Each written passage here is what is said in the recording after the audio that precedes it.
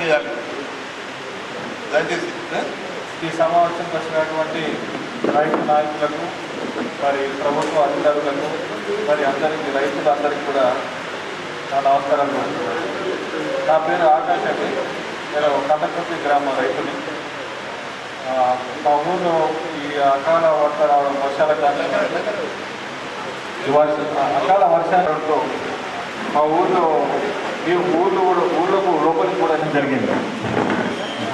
150 నుండి 100 ఎకరాలు మాత్రమే ఈ నష్టం జరిగినటువంటి పంటకి మాకు నష్టపరిహారం ఇచ్చి ఆదుకోవాలని మేము ప్రభుత్వానికి కోరుకుంటున్నాం.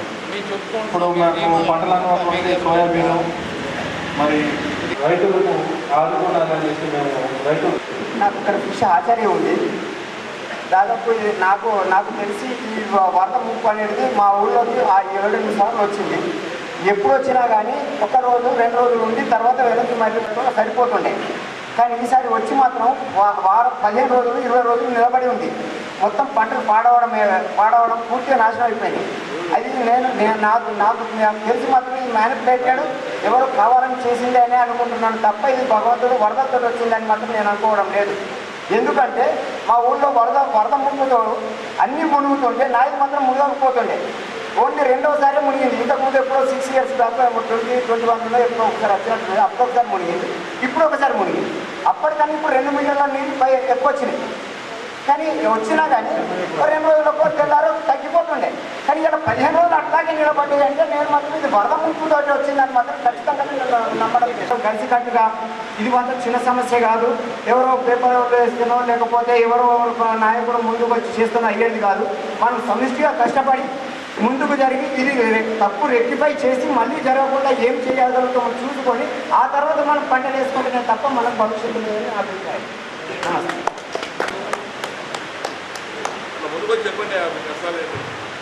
నేను వచ్చినా కూడా చెప్పినట్టు 1 రోజులో 2 రోజులు వెళ్ళిపోతుంది. ఈసారి మాత్రం ఎక్కడ మిస్టేక్ జరుగుతుందో ఏమో.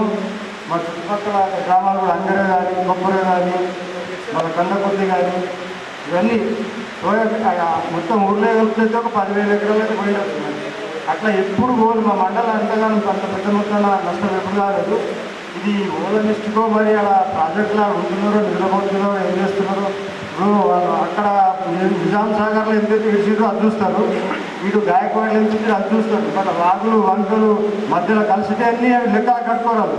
అది ఇడుస్తున్నారంతా అక్కడ ఎంత ఇస్తున్నారో ఇక్కడ అంత ఇస్తున్నారు. కానీ దీని మీద ఓలా గట్టిగా నాయకులు కానీ మన సీఎం గారి దృష్టి దాకా తీసుకుపోయి ఇలా మళ్ళీ జరగకుండా మీరు అందరూ ఇక్కడ ఉన్న పత్రికా విలేకరులు కానీ మన డిఎస్పీ గారు ఇదంతా మనోహర్ సార్ తోటే ఇదంతా జరిగింది. మీటింగ్ కూడా తనని అరేంజ్ చేయడం జరిగింది. తనకు ధన్యవాదాలు చెప్తున్నాను. అయితే ఇది సార్ మీ త్రో కానీ ఓలా త్రో కానీ దీని మీద పరిష్కారం ఎందుకంటే నెక్స్ట్ ఇట్లా జరగకుండా ఇప్పుడు వేరే ప్రాజెక్టులు ఉన్నాయి, ఇక్కడికి ఎంత వస్తే అక్కడికి వెళ్ళిపోతే ఆగాయి, మన దగ్గరనే ఆగుతున్నాయి. ఈ మిస్టేక్ ఏందో నాకు కూడా అర్థం కాదు. ఇప్పటిదాకా ఎప్పుడు జరగలేదు సార్. ఇక 15 days అట్లనే ఒక 15 రోజులు ఇప్పుడు ప్రజెంట్ ఇంకా మళ్ళీ వస్తున్నాయి నీళ్ళు. అయితే మీరు అందరి దృష్టికి ఇక్కడ ఉన్న రైతులు కూడా ప్రతి ఒక్కరు దీని మీద ఇట్లా సార్ దాని మిస్టేక్ చెప్తే సార్ అది చెప్పినప్పుడు మీరు అందరి మన రైతులకు మన గోదావరి పరివార ప్రాంతాల రైతులకు అందరూ చెప్తే అది అందరు వ్యక్తిగా చేస్తే దాని మీద మనకేమైనా ఇదైతే లేకుంటే ఇట్లా మనం నష్టపోతుంటాం. నిద్రపోతే అది జరుగుతుంటాయి. ఇప్పుడు మళ్ళీ ఎందరో తెచ్చిపోయేటట్టు ఇప్పుడు మా ఏరియాలో తంబాకు అంటే తంబాకు తీసుకెళ్ళి వాళ్ళు నష్టపోయారు. మళ్ళీ సోయల్ వేసారు. ఇప్పుడు సోయల్ కూడా వీకింది. ఇప్పుడు వరి కూడా పోయింది. ఇదన్నీ నీళ్ళు అక్కడికి. అయితే సార్ మీరు దయచేసి జరా ఓకే థ్యాంక్ యూ సార్. రాజులే మనోహర్, అంగరా గ్రామస్తుని, పోదర్ మండల్, నిజామాబాద్ డిస్టిక్. ఇక్కడ ఉన్న రైతులందరికీ నమస్కారం. ఇప్పుడు వాన వచ్చిందంటే వరద వస్తుంది, వరద వచ్చిందంటే ముంపు వస్తుంది. ముంపు వచ్చింది కానీ ఆ ముంపు మనందరినీ కలిసే విధంగా ఒక సభను ఏర్పాటు చేసింది. ముందుగా పెద్దలకు ధన్యవాదాలు. అదేవిధంగా ఈ ఎస్ఆర్ఎస్పి బ్యాక్ వాటర్ ఈ ముంపు మొన్న అంటే ఇంతకుముందు ఆగస్టులో వచ్చింది. ఆగస్టులో వచ్చినప్పుడు మహారాష్ట్ర కానీ ఇటు కామారెడ్డి ఎక్కువ వర్షాలు రావడం వల్ల అది వచ్చింది అనుకున్నాం. మొన్న ఏదైతే 23వ తారీఖు ప్రివెంటివ్గా నీళ్లు ముందస్తుగానే వదలడం జరిగింది. ఎస్ఆర్ఎస్పి 10 టీఎంసీ నీళ్ళు తగ్గించారు. 23, 24 కంటిన్యూషన్ అదే అయింది. అటు నుంచి 3.5 లక్షల నీళ్ళు వస్తున్నా ఇటు 3.5 లక్షల నీళ్ళు వదిలిండు. కానీ 24వ తారీఖు అంతే వదిలిండు. 25, 26కు మళ్ళీ తగ్గించడం జరిగింది. 3.5 లక్షల 4 లక్షల నీళ్ళు వస్తే 2 లక్షలు మాత్రమే వదిలిండు. ఆ 2 లక్షల నీళ్ళు వదలడం వల్లనే ఈ ముంపు జరిగిందని నేను చెప్తున్నా. మీరు కావాలంటే గూగుల్ సెర్చ్ చేసుకోండి. 26వ డేటుకు ఎన్ని నీళ్ళు వదిలిందో చూసుకుంటే మనకి ఈ ముంపు జరగడానికి కారణం ఈ ఎస్ఆర్ఎస్పి వాళ్ళే. ఇంకోటి నిజాం సాగర్ నీళ్ళు ఏదైతే వస్తున్నాయో నిజాం సాగర్ నీళ్ళు వచ్చినప్పుడు మనకు ఓన్లీ హెచ్చరికనే చేయడం జరుగుతుంది. కానీ వీళ్ళు మాత్రం ఏమంటున్నారంటే కింద ఉన్న ప్రాంతాలు నష్టపోతాయి కాబట్టి మనం నీళ్లు తగ్గించి వెళ్ళాల్సిన అవసరం ఉందని చెప్పుకుంటున్నారు. మరి వాళ్ళు కూడా అదేవిధంగా చేయాలి కదా. ఏదైతే నిజాం సాగర్ నీళ్ళు ఉన్నాయో వాళ్ళు కూడా మనం ఇక్కడ కింద రైతులు నష్టపోతారు మేము తగ్గించిస్తాము అని అంటలేరు. వాళ్ళు ఏ విధంగా వదలాలో ఆ విధంగా వదిలేస్తున్నారు. మరి మీరెందుకు ఆ విధంగా చొరవ తీసుకుంటున్నారు? మేము ఎందుకు వాళ్ళని కాపాడుతారు? కింది వాళ్ళని కాపాడాలా, మమ్మల్ని ఎందుకు నష్టం చేయాలనే విషయం మీ అందరికీ తెలియజేస్తున్నారు. ఇంకోటి ఏంటంటే ఇప్పుడు మహారాష్ట్ర నుంచి వచ్చిన నీళ్లు కానీ ఇటు నిజాం సాగర్ వచ్చిన నీళ్లు కానీ ఇవి ఎన్ని వస్తున్నాయి, అంచనా ఎక్కడ వేస్తున్నారు? వీటిని అంచనా ఎక్కడ వేసి మేము ఇంత నీళ్ళు వదలాలని అసలు పోచంపాడు ప్రాజెక్ట్ యొక్క రికార్డు 83లో దాదాపు 11,69,000 క్యూసెక్లు వదిలింది. మరి ఈరోజు 4 లక్షల క్యూసెక్లు వదలడానికి కింద ప్రాంతాలు నష్టపోతారు. మరి ఎందుకు ఈ విధంగా తెలియజేస్తారు? 4 లక్షల నీళ్ళు వదిలితే కింది ప్రాంతం నష్టపోతారు. ఆ రైతులను కూడా కాపాడాలని చెప్తున్నారు మనకు. మరి ఇక్కడ ఇంకా అట్లాంటప్పుడు 7 లక్షలు 8 లక్షలు కూడా నీళ్ళు వదలడానికి అవకాశం ఉంది కదా వీళ్ళకి. ఓకే, అట్లాంటప్పుడు ఆ 6 లక్షలు ఇప్పుడు వరద వచ్చినప్పుడు 6 లక్షలు ఇప్పుడు పైనుంచి ఒక 3 లక్షల క్యూసెక్ల నీళ్ళు వస్తున్నది అంటే 3.5 లక్షలు వదలడానికి వీలుంటుంది కదా వీళ్ళకి. రికార్డ్ ఏదైతే 11 లక్షలు ఉందో అట్లా ఎక్కువ వదలడానికి వీలుంటుంది. అట్లా వదిలినప్పుడు కొన్ని ఇది నదీ పరివాహానికి దగ్గర ఉన్న ప్రాంతాలలో ఉన్న పంట పొలాలు నష్టపోతే పర్వాలేదు. కానీ ఎప్పుడు ఊహించని ఇప్పుడు 83లో వచ్చిన దానికన్నా ఎక్కువ నీళ్ళు వచ్చినాయని చాలామంది అంటున్నారు. మరి అంత నీళ్లు రావడానికి కారణం ఎవరు? అంత నీళ్ళు వచ్చి నష్టపోయింది రైతులు. మమ్మల్ని ఆదుకునేటోళ్ళు ఎవరు? ఈరోజు నిజంగా మనల్ని ఆదుకుంటారని ఒక్క నాయకుడు కానీ మళ్ళా ఎవరు కానీ ముందుకు రావాలి. మీరు ఇంత నష్టపోయారు, మీ నష్టపరిహారం మేము అంచనా వేసినాము, మీకు ఈ విధంగా సహాయం చేస్తాము, మళ్ళీ మీరు రెండో పంటకు ఏం వేసుకుంటారు, రెండో పంటకు వేసుకోవడానికి మేము మీకు విత్తనాలు లేకపోతే మీరు సహకరిస్తామని ఒక్క నాయకుడు రాలేదు. అందుకోసం మనమందరం ఒక సమిష్టి అయితే ఇది చేయడానికి వీలుంటుంది, ఏదైనా పోట్లాడడానికి వీలుంటుంది. ఇంకోటి ఇదే కాకుండా ఇప్పుడు ఒక ఉద్యోగస్తునికి 4వ సంఘం వేతనం కానీ 5వ సంఘం వేతనం కానీ 7వ సంఘం వేతనం వాళ్ళకు ఉద్యోగం ఇస్తూ మళ్ళా రేపటి రోజు రిటైర్ అయితే వాళ్ళని ఏ విధంగా వాళ్ళ జీవనం ఏ విధంగా కొనసాగాలని అన్ని ఆలోచన చేసే ఈరోజు న్యాయ వ్యవస్థ కానీ మళ్ళీ ప్రభుత్వాలు కానీ ఈరోజు రైతులు ఎందుకు చూస్తలేదు. వాళ్ళకు వాళ్ళు చేసేదే ఏసీల పని. వాళ్ళ ఎండాకాలం సెలవులు ఇస్తారు. మనం ఎండనక వాననక మన కోసం కాకుండా సమాజం కోసం మనం పనిచేస్తున్నాం. ఈరోజు ఆ సమాజం కోసం పనిచేస్తున్నప్పుడు కూడా గుర్తింపు ఎందుకు లేదు మనకు? ఈ గుర్తింపు కోసం మనం అందరం ఒకటిగా ఈ సభ ద్వారా ఈ ముంపు వరద బాధితుల సభ ద్వారా మనం అందరం ఒకటవుతున్నాం. దానికి సంతోషించదగ్గ విషయమే. అదేవిధంగా మనం రేపటి రోజుల్లో కూడా దీని కార్యాచరణ అంటే ఇప్పుడు మనం అందరం వచ్చినాం, ఇక్కడ ఏదో మీటింగ్ జరుగుతుందని వచ్చినాం, కార్యాచరణ కూడా చేయాలి, మా అందరికీ తెలియజేయాలి. అదేవిధంగా దీనికోసం మనం కోర్టు వరకైనా వెళ్ళడానికి మేము ఎప్పుడు మీ వెంట ఉంటామని చెప్పుకుంటున్నాం.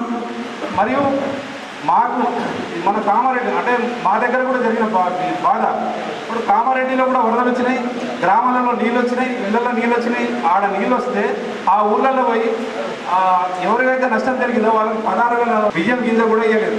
కొన్ని పార్టీలు కొన్ని స్వచ్ఛంద RSS వంటి స్వచ్ఛంద సంస్థలు వచ్చి వాళ్ళని ఆదుకోవడం జరిగింది. 2 రోజులకు 4 రోజులకు మేము ఇచ్చిన సరుకు మీరు పనిచేస్తుంది, ఇది తీసుకోండి అని ఇచ్చారు. కానీ ఒక్క ప్రభుత్వ అధికారి వచ్చి మాట్లాడింది లేదు.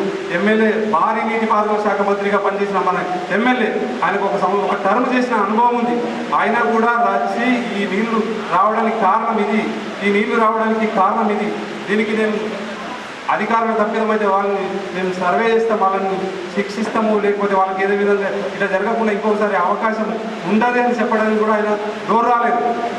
ఇది కావున ఇంకో విషయం ఏంటంటే ఈ సమిష్టిగా మనం అయినాం. ఇంకా చాలామందికి తెలియదు ఈ విషయం. అంటే ఈరోజు ఇక్కడ మనం అవుతున్నాము, మీటింగ్ ఉన్నదని కొన్ని వాట్సాప్ గ్రూపులలో రావడం వల్ల ఇది ఇక్కడ ఏమో జరుగుతుందని రావడం జరిగింది. అట్లా లేకుంటే అందరికీ మేము కూడా మా గ్రామం నుంచి చాలామంది రైతులు వచ్చేటోళ్ళం. కాకపోతే ఇది పూర్తిగా మాకు సమాచారం లేకుండా టైమింగ్ ఏదో తెలియదు, మళ్ళీ ఇక్కడ ఏం జరుగుతుందని తెలియదు అనుకుని వచ్చినాము. దీన్ని ఇంకా మీరు ఏ విధమైన కార్యాచరణ చేసుకొని ఇంకా దీన్ని పెద్ద ఎత్తున చేయాలనుకుంటే కూడా మేము పూర్తిగా సహకరిస్తాం. నాకు ఈ అవకాశం ఇచ్చిన పెద్దలందరికీ ధన్యవాదాలు. ఏ రాజకీయ నాయకుడి గురించి కూడా మనం మాట్లాడవద్దు, ఏ అధికారికి తప్పు అడ్డు కూడా కంప్లీట్ అయిన తర్వాత మనం మళ్ళీ మీటింగ్ పెట్టుకుంటాం. అప్పుడు అది వేరే ఉంటుంది అంటే చెప్తాను. కానీ మీరు బాగా చెప్పండి. కానీ ఇందులో మనం ఏ పార్టీకి సంబంధించిన వాళ్ళం కాదు. ఇక్కడ నేను పార్టీ ఉంటే ఆ ఊళ్ళో మంచి పెట్టండి. No Congress, no BJP, no TRS, no Telugu Desam, no communist. ఇక్కడ అందరూ మామూలుగా రైతులమే. అది ఉద్దేశంతో మాట్లాడుకోండి. మనం ఎవరిని కూడా ఏ నాయకుడు తప్పవద్దు. ఫస్ట్ పెట్టిన రిక్వెస్ట్. ఏ అధికారులు తప్పవద్దు, ఆ సెకండ్ రిక్వెస్ట్. మూడోది, మనం బయటకు వెళ్ళి ఏదో రాస్తారోపణ చేస్తాం, ధర్నా చేస్తాం అని కాదు మీటింగ్ ఇది. మనం నాటుకోవడం మధ్యన ఈరోజు మన బాధను మనం చెప్పుకొని ఒక ప్రోగ్రాం తయారు చేసుకొని ఒక వాట్సాప్ గ్రూప్ తయారు చేయాలి. మనం ఏం చేయాలా? ఒక వాట్సాప్ గ్రూప్ తయారు చేసుకుంటే ఒక మెసేజ్ కొడితే అన్నీ మా వాళ్ళు అందరికీ వెళ్ళిపోతాయి. దాని ఉద్దేశం తదుపరి కార్యాచరణ ఏం చేయాలంటే నిర్ణయించుకొని ఈ యొక్క ఎలక్షన్స్ అయిన తర్వాత, కోడ్ కంప్లీట్ అయిన తర్వాత మనం మళ్ళీ కార్యవర్గాన్ని పెట్టుకొని దాన్ని ఏ విధంగా మూవ్ చేయాలనేటువంటిది చూస్తాం. ప్రతి ఒక్క రైతు తన పేరు, ఊరి పేరు, మండల పేరు బాగా చెప్పుకోండి. మాది బాసర్ మండల్, నిర్మల్ డిస్ట్రిక్ట్, సాలాపూర్ విలేజ్. మాది బార్డర్ మహారాష్ట్ర. కొద్దిగా తెలుగు తక్కువ వస్తుంది, తక్కువపోతే క్షమించండి. అయితే మాకు ఎంత బాధ ఉందంటే ఏ గ్రామానికి అంత బాధ లేదు, అంత బాధ మాకు ఉన్నది. ఇప్పుడు మేము ఇక్కడ రావడానికి బాసర్ మాకు 10 కిలోమీటర్లు ఉంటుంది, కానీ మేము ఇప్పుడు 40 కిలోమీటర్లు తిరిగి వచ్చినాం. ముదోలు పోయి ముదోలు నుంచి ఇక్కడ వచ్చినాం. అంత బాధ ఉన్నది. ఇప్పుడు ఎస్ఆర్ఎస్పి ఉన్నది. ఎస్ఆర్ఎస్పి నీళ్ళు ఆగుతున్నది. వాళ్ళే మా మున్పు గ్రామాలకు మొత్తం వాళ్ళు డెవలప్ చేసిండ్రు. అంటే రోడ్లు వేసిండ్రు, డ్రైనేజ్ కట్టిండ్రు, మళ్ళీ బ్రిడ్జ్లు ఏ దగ్గర బ్రిడ్జ్ ఉన్నది అదే కట్టిండ్రు. కానీ వాళ్ళది ఎక్కడ వాళ్ళది మార్కింగ్ ఉన్నది, ఎక్కడ దగ్గర వాటర్ రావాలా, దానికన్నా ఎక్కువ వచ్చింది. మరి దానికన్నా ఎక్కువ వస్తే బాధితులు ఎవరు, అది ఎవరికి అడగల? గవర్నమెంట్కి అడగల, మరి ఎస్ఆర్ఎస్పి డిపార్ట్మెంట్కి అడగల, ఊళ్ళకి అడగల, అది తెలుస్తలేదు. ఇప్పుడు వాళ్ళది మార్కింగ్ ఇక్కడ ఉన్నది. దానికన్నా ముందు ఇంకా ఒక 50 ఎకరాల దాకా మునిగిపోతున్నది. అయితే వాళ్ళది మాకు అయితే వాళ్ళ హిసాబ్ కలుగుతలేదు. అందుకోసం మా బాధ ఉన్నది. మాకు ఇప్పుడు రోడ్ లేదు, ఊళ్ళో మొత్తం గలీజ్ అయిపోయింది. ఇప్పుడు మాది అయితే లేచిన ఊళ్ళు మొత్తం ఎస్ఆర్ఎస్లో మొత్తం మునిగిపోయి లేచిన 83లో లేచింది. అప్పుడు వాళ్ళే మాకు రోడ్లు వేసి ఇచ్చిండ్రు, అది మొత్తం దింగనైపోయినాయి. ఇప్పుడు మా బాధ ఎవరికి చెప్పుకోవాలా? గవర్నమెంట్కి చెప్పుకోవాలా, మరి ఎస్ఆర్ఎస్పీకి చెప్పుకోవాలా? ఇప్పుడు మనది ఒక హద్దు ఉంటుంది. వాళ్ళు ఎంత నాటుకొని ఆ హద్దు దాకా ఉంటేనే మనకు నష్టం కాదు, ఆ హద్దు కన్నా ఎక్కువ అయిపోతున్నది. అందుకోసం మేము ఈ మొత్తం ఇది మా బాధ గవర్నమెంట్ దృష్టికి తీసుకుపోవాలా. గవర్నమెంట్ మాకు మొత్తం ఎంక్వైరీ చేసి అది ఏవాను పరిష్కారం చేయాలని మా మనవి. ఈ 2 శబ్దాలు నేను ఈ సభాముఖంగా చెప్పి ముగిస్తున్నాను. నా పేరు అఫరోజ్ బేగ్, దూర్గం విలేజ్ రంగల్ మండల్.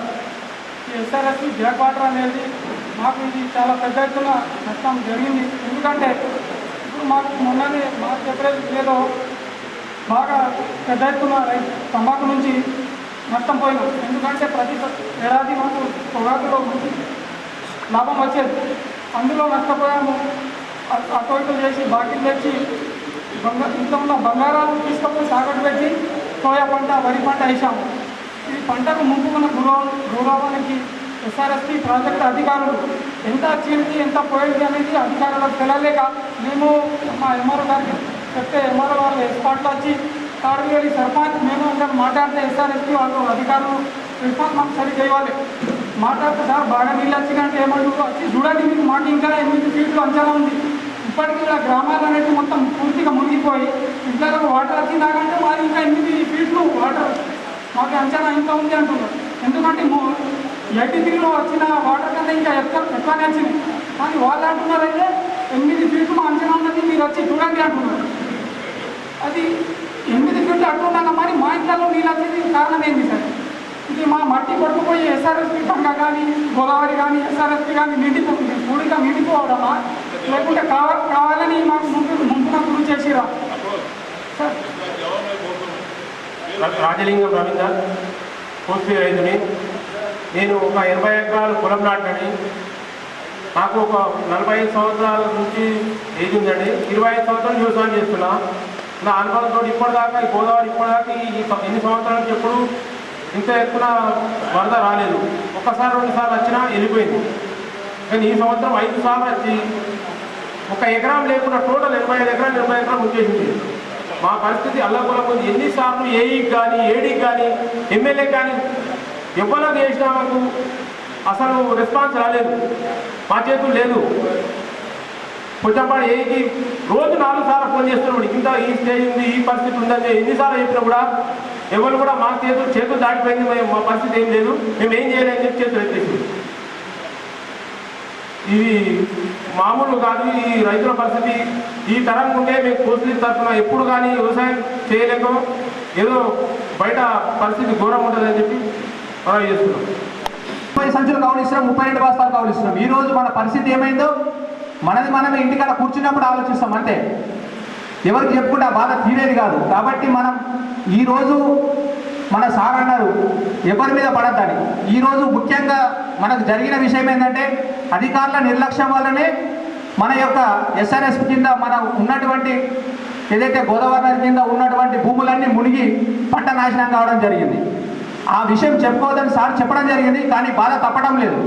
మేము చాలాసార్లు ఏఈ గారికి ఫోన్ చేసినాం. ఏఈ గారిని మా కోస్లీ విలేజ్కి పిలవడం జరిగింది. కోస్లీలో వచ్చి ఆయన నీళ్ళు చూస్తున్నాడు, కానీ అక్కడ 62 టీఎంసీలు ఉన్నాయట. ఎందుకున్నాయో తెలియలేదు. మరి అంటే 62 టీఎంసీలు పోచంపాడులో ఎస్ఆర్ఎస్పీలో ఉంటే కోస్లీ వరద ఎట్లా మునిగింది? దాదాపు 700-800 ఎకరాల పొలాలు మునిగినాయి. మా దగ్గర కోస్లీ విలేజ్లో పోయింది 100, ఒక 100 నుంచి 150 ఎకరాలు మాత్రమే. వాళ్ళకే డబ్బులు వచ్చినాయి. పట్ట భూములు పంట వేసుకుంటే మునగడానికి కారణం ఏంది? అసలు ఎవరైనా అధికారులు కానీ ఇప్పటిదాకా మీడియా మిత్రులు కానీ ఎవరు కూడా మాకు స్పందించలేదు. మేము కూడా ఏఈఓ గారికి ఏఓ గారు రావడం జరిగింది, వాళ్ళందరికీ మేము జిరాక్స్లు ఇవ్వడం జరిగింది. కానీ మీకు ఇంత నష్టపరిహారం ఇస్తున్నాము అని చెప్పేసి ఇప్పటికి కూడా అధికారికంగా ఏదైతే ప్రభుత్వం ఉన్నదో ప్రభుత్వం నిర్ణయించలేదు. అంటే రైతులను ఎవరు పట్టించుకునే దిక్కు లేదని చెప్పేసి మనకి ఇక్కడ కూర్చున్నటువంటి ప్రతి ఒక్కరికి అర్థమవుతున్నది. కాబట్టి మనం చేసేది ఏంటంటే మనం రైతులమే, మనమందరం ఒకటి ఉంటే మనం మున్ముందు అంటే ఇప్పుడంటే జరిగింది, రేపు పొద్దున మనకు జరగాలంటే మనం ఏం చేయాలనేది ఒక ఆలోచన తీసుకురావాలి. మనం దాని మీద మనకంటే పెద్ద సార్లు ఉన్నారు, రైతులు ఉన్నారు, వాళ్ళు కూడా. ఎందుకంటే మనం ఇవాళ కౌలు రైతులం, కానీ 100 ఎకరాలు కొని వాళ్ళు కూడా మునిగిపోతే ఎట్లుంటుంది? వాళ్ళు కూడా పైసలు పెట్టి డబ్బులు పెట్టి భూములు కొన్నారు, పట్టాలు చేసుకున్నారు. కానీ వాళ్ళ భూములు పండలేదనుకో, మనం ఈరోజు కౌలు చేసినాం, అచ్చేసరి పండలేదనుకో కౌలు చేయం. కానీ ఆ పైసలు పెట్టి కొన్నటువంటి అధికారులు ఎవరైతే ఉన్నారో వాళ్ళు కూడా లాస్ అవుతారు. కాబట్టి మనం అందరం గమనించి మనం ఇది ఒక నిర్ణయం తీసుకొని ఏదైతే ఎస్ఆర్ఎస్ కింద మనకు ఎంతవరకు నీళ్ళు ఉండాలా అంటే వాళ్ళ లోపల ఇప్పుడు ముఖ్యంగా గమనించాల్సింది ఏంటంటే ఒక్కసారి పోచంపాడు లోపల నీళ్ళు ఉన్నాయి, దాని లోపల విడిసపెట్టాలి కదా. వాళ్ళు నిండా నింపుకొని పైనుంచి వరదక్షిణం విడిసపెడితే మన పొలాలు మునిగిపోతున్నాయి. ఎప్పుడైనా మన జీవితం లోపల అంటే 82లో వచ్చిందని చెప్పారు, ఎప్పుడు మా తాతలు మా నాన్నలు చెప్పారు. కానీ ఈరోజు 82 కాదు, మనం 92 చూసేసినాం. ఇక అంటే మొత్తం మునిగిపోయింది. అంటే ఎప్పుడన్నా వరద సేమంటారు పెద్ద మనుషులు, ఒక రోజు ఉంటే తెల్లారి వెళ్ళిపోతా అంటారు. కానీ 5 రోజులు ఉన్నది. 5 రోజులు కూడా ఎవరు కూడా మనల్ని వచ్చి మన పొలాన్ని చూసుకోలేదు. నిన్నటికి మన మీడియా మిత్రులందరూ మా కోస్లీ విలేజ్కి రావడం జరిగింది. వాళ్ళు ఫోటోలు తీసుకున్నారు. వాళ్ళు ఎంత బాధపడుతున్నారో వాళ్ళకి తెలుసు, వాళ్ళ ఆత్మకు తెలుసు. కానీ గవర్నమెంట్కి వాళ్ళు చెప్పలేకపోతున్నారు. ఎందుకు చెప్పలేకపోతున్నారో అర్థం కాదు. ఇక ఎందుకంటే ప్రతి విషయం చెప్పేది ఏంటంటే ఏదైనా కానీ రైతుని ఆదుకోవాల్సిందే ప్రభుత్వం. కాబట్టి ప్రభుత్వం తరఫున ఇక ముందు కూడా నేను చెప్పదలసింది అంటే మీడియా మిత్రులకి ఈ రోజు అంటే జరిగింది, 1 సంవత్సరం జరిగితే ఎవడన్నా నష్టాన్ని ఆపుకోగలుగుతాడు, భరించగలుగుతాడు. అదేవిధంగా ప్రతిసారి జరిగితే ప్రతి రైతు ఆత్మహత్య చేసుకోవాల్సిందని చెప్పేసి సభాముఖంగా అందరికీ తెలియజేస్తున్నాను. అంటే నేను చెప్పేది ఏం చెప్పాలనుకున్నా మీటింగ్ పెట్టినటువంటి వాళ్ళు తెలియదు. కాబట్టి నా పేరు మనోహర్ అండి, నా కొత్త జిల్లా మహబూబ్. నేను 1980లో నిజామాబాద్ జిల్లాకు పోస్టాడిలో జాబ్ కలుగుతున్నాను. 6 సంవత్సరాల తర్వాత మళ్ళీ ఎస్ఐగా సెలెక్ట్ అయినా. జిల్లాలో మన ప్లేస్లో చాలా ప్లేస్లో బోధన 16 సంవత్సరాలు చేసిన బోధనలో ఇవన్నీ కూడా చేశాను. దాన్ని నడిపెట్టి చేశాను. ఈ బిల్డింగ్ అడిగింది నేనే పబ్లిక్ సహకారంతో చాలా నిజాయితీగా ఇక్కడ పత్రికా విలేకరులు తెలుసు, గంగాగారు తెలుసు, సాయన తెలుసు. చాలా నిజాయితీగా సివి ఆనంద్ గారు ఉన్నప్పుడు, ఎక్స్ గారు ఉన్నప్పుడు ఈ యొక్క పోలీస్ అడిగి జరిగింది. తర్వాత నేను డిఎస్పీ రిటైర్ అయ్యాను. కామారెడ్డి, నిజామాబాద్ అన్ని ప్లేసులు తీశాను. నాది నేటివ్ బాగున్నారు కాబట్టి అక్కడ పాలమూరులో నీళ్ళు లేవు ఆడడానికి.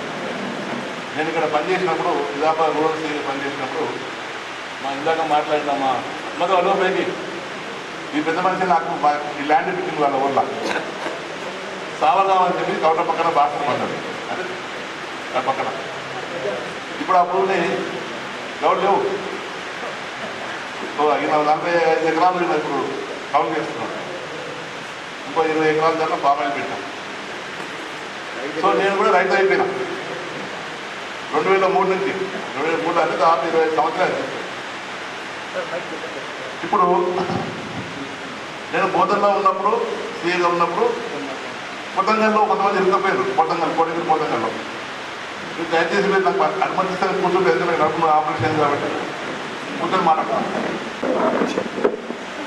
అదేవిధంగా నాగేశ్వర్, తుంగిని, ఎంజార్, అంజాపూర్, తర్వాత నందిగామ, అటు సైడ్ బాసర్ సైడ్ కొన్ని విలేజ్, మహారాష్ట్ర కొన్ని విలేజ్ నేను చాలా తిరిగాను. ల్యాండ్ కొనుక్కుంటప్పుడు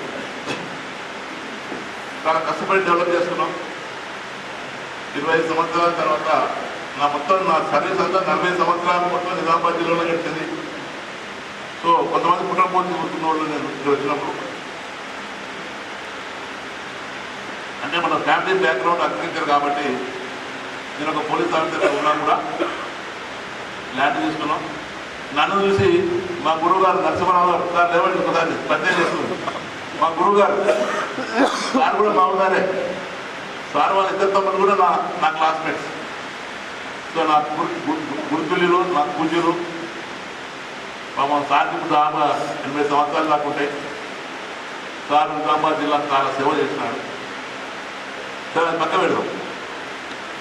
మనం ఈరోజు సమావేశం కారణం ఏంటంటే నీళ్ళు ఎందుకు మామూలుగా పెరిగిపోతున్నాయి. మన అందరికీ కావాల్సింది క్వశ్చన్ ఒకటే.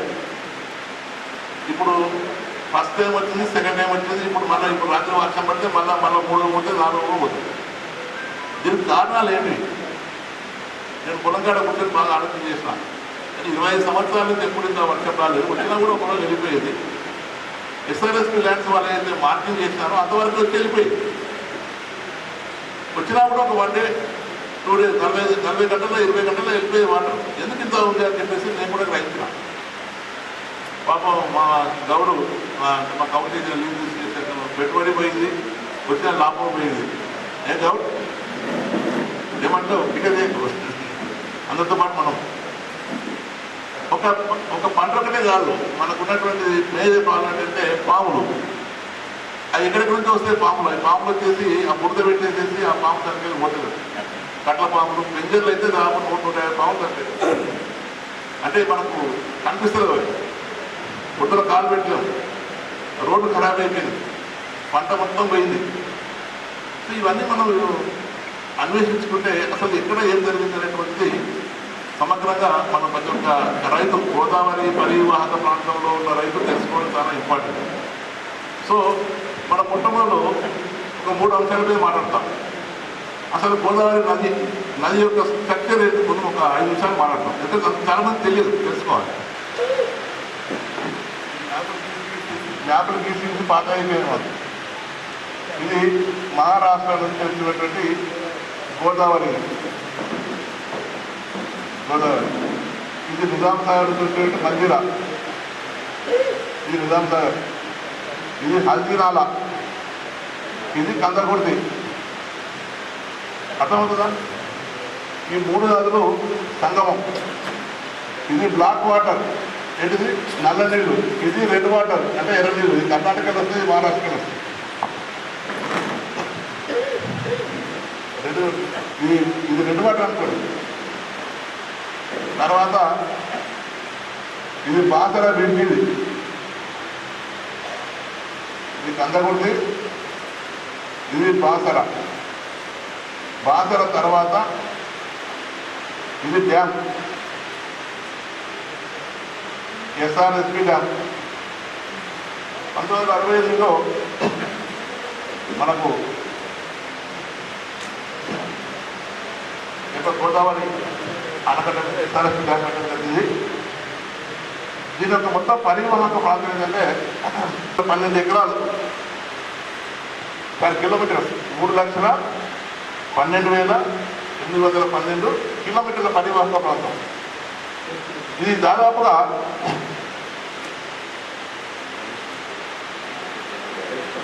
7 రాష్ట్రాల నుంచి ఈ వాటర్ వస్తుంది. ఏంటిదంటే మహారాష్ట్ర, తెలంగాణ, ఛత్తీస్గఢ్, మధ్యప్రదేశ్, ఒరిస్సా, ఏపీ, కర్ణాటక అండ్ ఒక కేంద్ర పాలిత ప్రాంతం యానం. దయచేసి పత్రికా విలేకరులు జాగ్రత్తగా నోట్స్ ఇస్తాను, ఇంకా జ్ఞానాలు తెలవాలి. మేజర్ పోర్షన్ 48% మహారాష్ట్ర నుంచి మనకు వాటర్ వస్తాయి. సెకండ్ పొజిషన్ మనది 19% ఉంటుంది. మూడవది ఛత్తీస్గఢ్ 10, మధ్యప్రదేశ్ 10, ఒరిస్సా 5, ఏపీ 3%, కర్ణాటక 1.5% ఈ 1.4 అనేటువంటి మధ్యలోకి వస్తుంది. అర్థమైందా? ఇవన్నీ కూడా మధ్యప్రదేశ్ వచ్చాయని కూడా ఎస్ఆర్ఎస్ వస్తాయి గోదావరిలో. ఇది మొత్తం నాసిక్ త్రయంబకేశ్వర్ నుంచి ఇక్కడ రావడానికి మనం మొత్తం 1465 किलोमीटर ప్రవహిస్తుంది. ఎంత 1465 किलोमीटर पानी जमा होके इसका टोटल लेंथ है. దాంట్లో కొన్ని వందల నదులు, ఉపనదులు కలుస్తాయి. అవి ఏం నదులు అంటే ఎడవ పక్కన కుడి పక్కన కూడా నదులు ఉన్నాయి. అవి పై భాగాన పైకి వస్తాయి. ఇక్కడ నుంచి ప్రవర ఒకటి స్టార్టింగ్ మొత్తం కలుస్తుంది గోదావరిలో. మంజీరా, తర్వాత మానేరు, ఈ 3 నదులు కలిసి కింద కలుస్తాయి, రైట్ నుంచి కలుస్తాయి. ఇవన్నీ వివిధ ప్రాంతాల, వివిధ రాష్ట్రాల నుంచి ప్రవహించి చివరికి బంగాళాఖాతంలో కలుస్తాయి. రాజమండ్రి తర్వాత అది పాయలుగా విడిపోయి అక్కడ కలిసిపోతారు. మొత్తం పాట బంగాళాఖాతం కలిసిపోతుంది. ఈ స్ట్రక్చర్లో మనం ఎక్కడున్నాం? ఎస్ఆర్ఎస్పి డ్యామ్ దగ్గర ఉన్నాం. 1465 కిలోమీటర్లు ప్రవహించిన మనం ఎక్కడున్నాం? ఈ పైన ఉన్నాం. మందిర కానివ్వండి, లేకపోతే గోదావరి కానీ. అర్థమైందా? అర్థమవుతుంది అందరికీ? ఎవరు క్లాస్ అనుకోండి దయచేసి, తెలియని విషయాన్ని తెలుసుకోవడం. భద్రాచలం ఉంటుంది. ఏంటిది? భద్రాచలం. కొన్ని సార్లు మనం అంటాం భద్రాచలం మొదటి ప్రమాదిక హెచ్చరిక ఉన్నది. భద్రాచలంలో అంటే మన నిధులు కూడా సరే వాళ్ళు మాత్రం ప్రమాదం హెచ్చరిస్తుంటారు. ఎందువరకు ఉంటుంది భద్రాచలం? మనకు భద్రాచలం ఉన్న తేడా అయితే లింక్ చెప్తున్నారు. అది సమాచారం లేదు. ఒక చిన్న ఇన్స్ట్రక్షన్ మా ఆఫీస్ స్టాఫ్, మా అడ్వకేట్ చూస్తారు. సాయి కృష్ణ, నాన్న ఎటుపతి సాయి అడ్వకేట్, అపూర్వ, ప్రతిభ, మీ అందరికీ హెల్ప్ చేయడానికి ఇది నాతో పాటు రెడ్ కలర్ వచ్చేవాడు, ఇది బ్లాక్ కలర్. ఈ కందకుట్టాలు కలిసేసి వాటికి వస్తుంది. భద్రాచలం నుంచి సముద్రం రాజమండ్రి కలిసిపోతుంది. అది 7 పాయలు కలిసి వెళ్ళిపోతాను. మీకు అనిపిస్తుంది? మీకు అర్థం కాకుండా చెప్పండి. ఏం చేస్తూ ఉంటుంది? ఇక్కడ శబరి నది వస్తుంది ఒకటి. శబరి ఇది ప్రాణహిత. ఏంటిది? ప్రాణహిత అనేటువంటి చాలా మేజర్, దాని పేరే ప్రాణహిత. అది 3 నదులు కలిసేసి ప్రాణహితంగా మారింది అది. నేను పోయించిన, నేను చూసిన టోటల్ గోదావరి స్టార్టింగ్ నుంచి ఎన్ని వరకు దాని మొత్తం చూశాను. అందుకే ఈరోజు ఇంత ధైర్యం చెప్తున్నా. పైనుంచి వాటర్ రాకున్నా కూడా ఈ ఒరిస్సా మధ్యప్రదేశ్ ఇక్కడ వర్షం పడితే ఈ ప్రాణహిత శబరి నీళ్లు భద్రాచలాన్ని డేంజర్లో పెడుతుంది. అర్థమైందా? మాట్లాడకపోయింది ఇంకా అర్థం కాలే. మనకు కూడా డేంజర్లో ఉన్నప్పుడు గోదావరికి వెళ్ళి ఒక 3 లక్షలు, కర్ణాటక వెళ్ళి వస్తున్నటువంటి ఎస్ఆర్ఎస్ నుంచి 1 లక్షలు 2 లక్షలు వాటర్ వచ్చినప్పుడు ఆ వాటర్ వచ్చి ఎక్కడ జమైతాయి? ఎస్ఆర్ఎస్ జమైంది. SRSP FTL full tank level 1091 అడుగులు, 1091 ఉన్నప్పుడు దాని కెపాసిటీ ఎంత ఉంటుంది? 124 టీఎంసీ మొదలు ఉండాలా? ఇప్పుడు అది 80 టీఎంసీకి వచ్చింది. అది ఎందుకు సార్ 40 టీఎంసీలో వాటర్ ఎట్టిపోయింది అంటే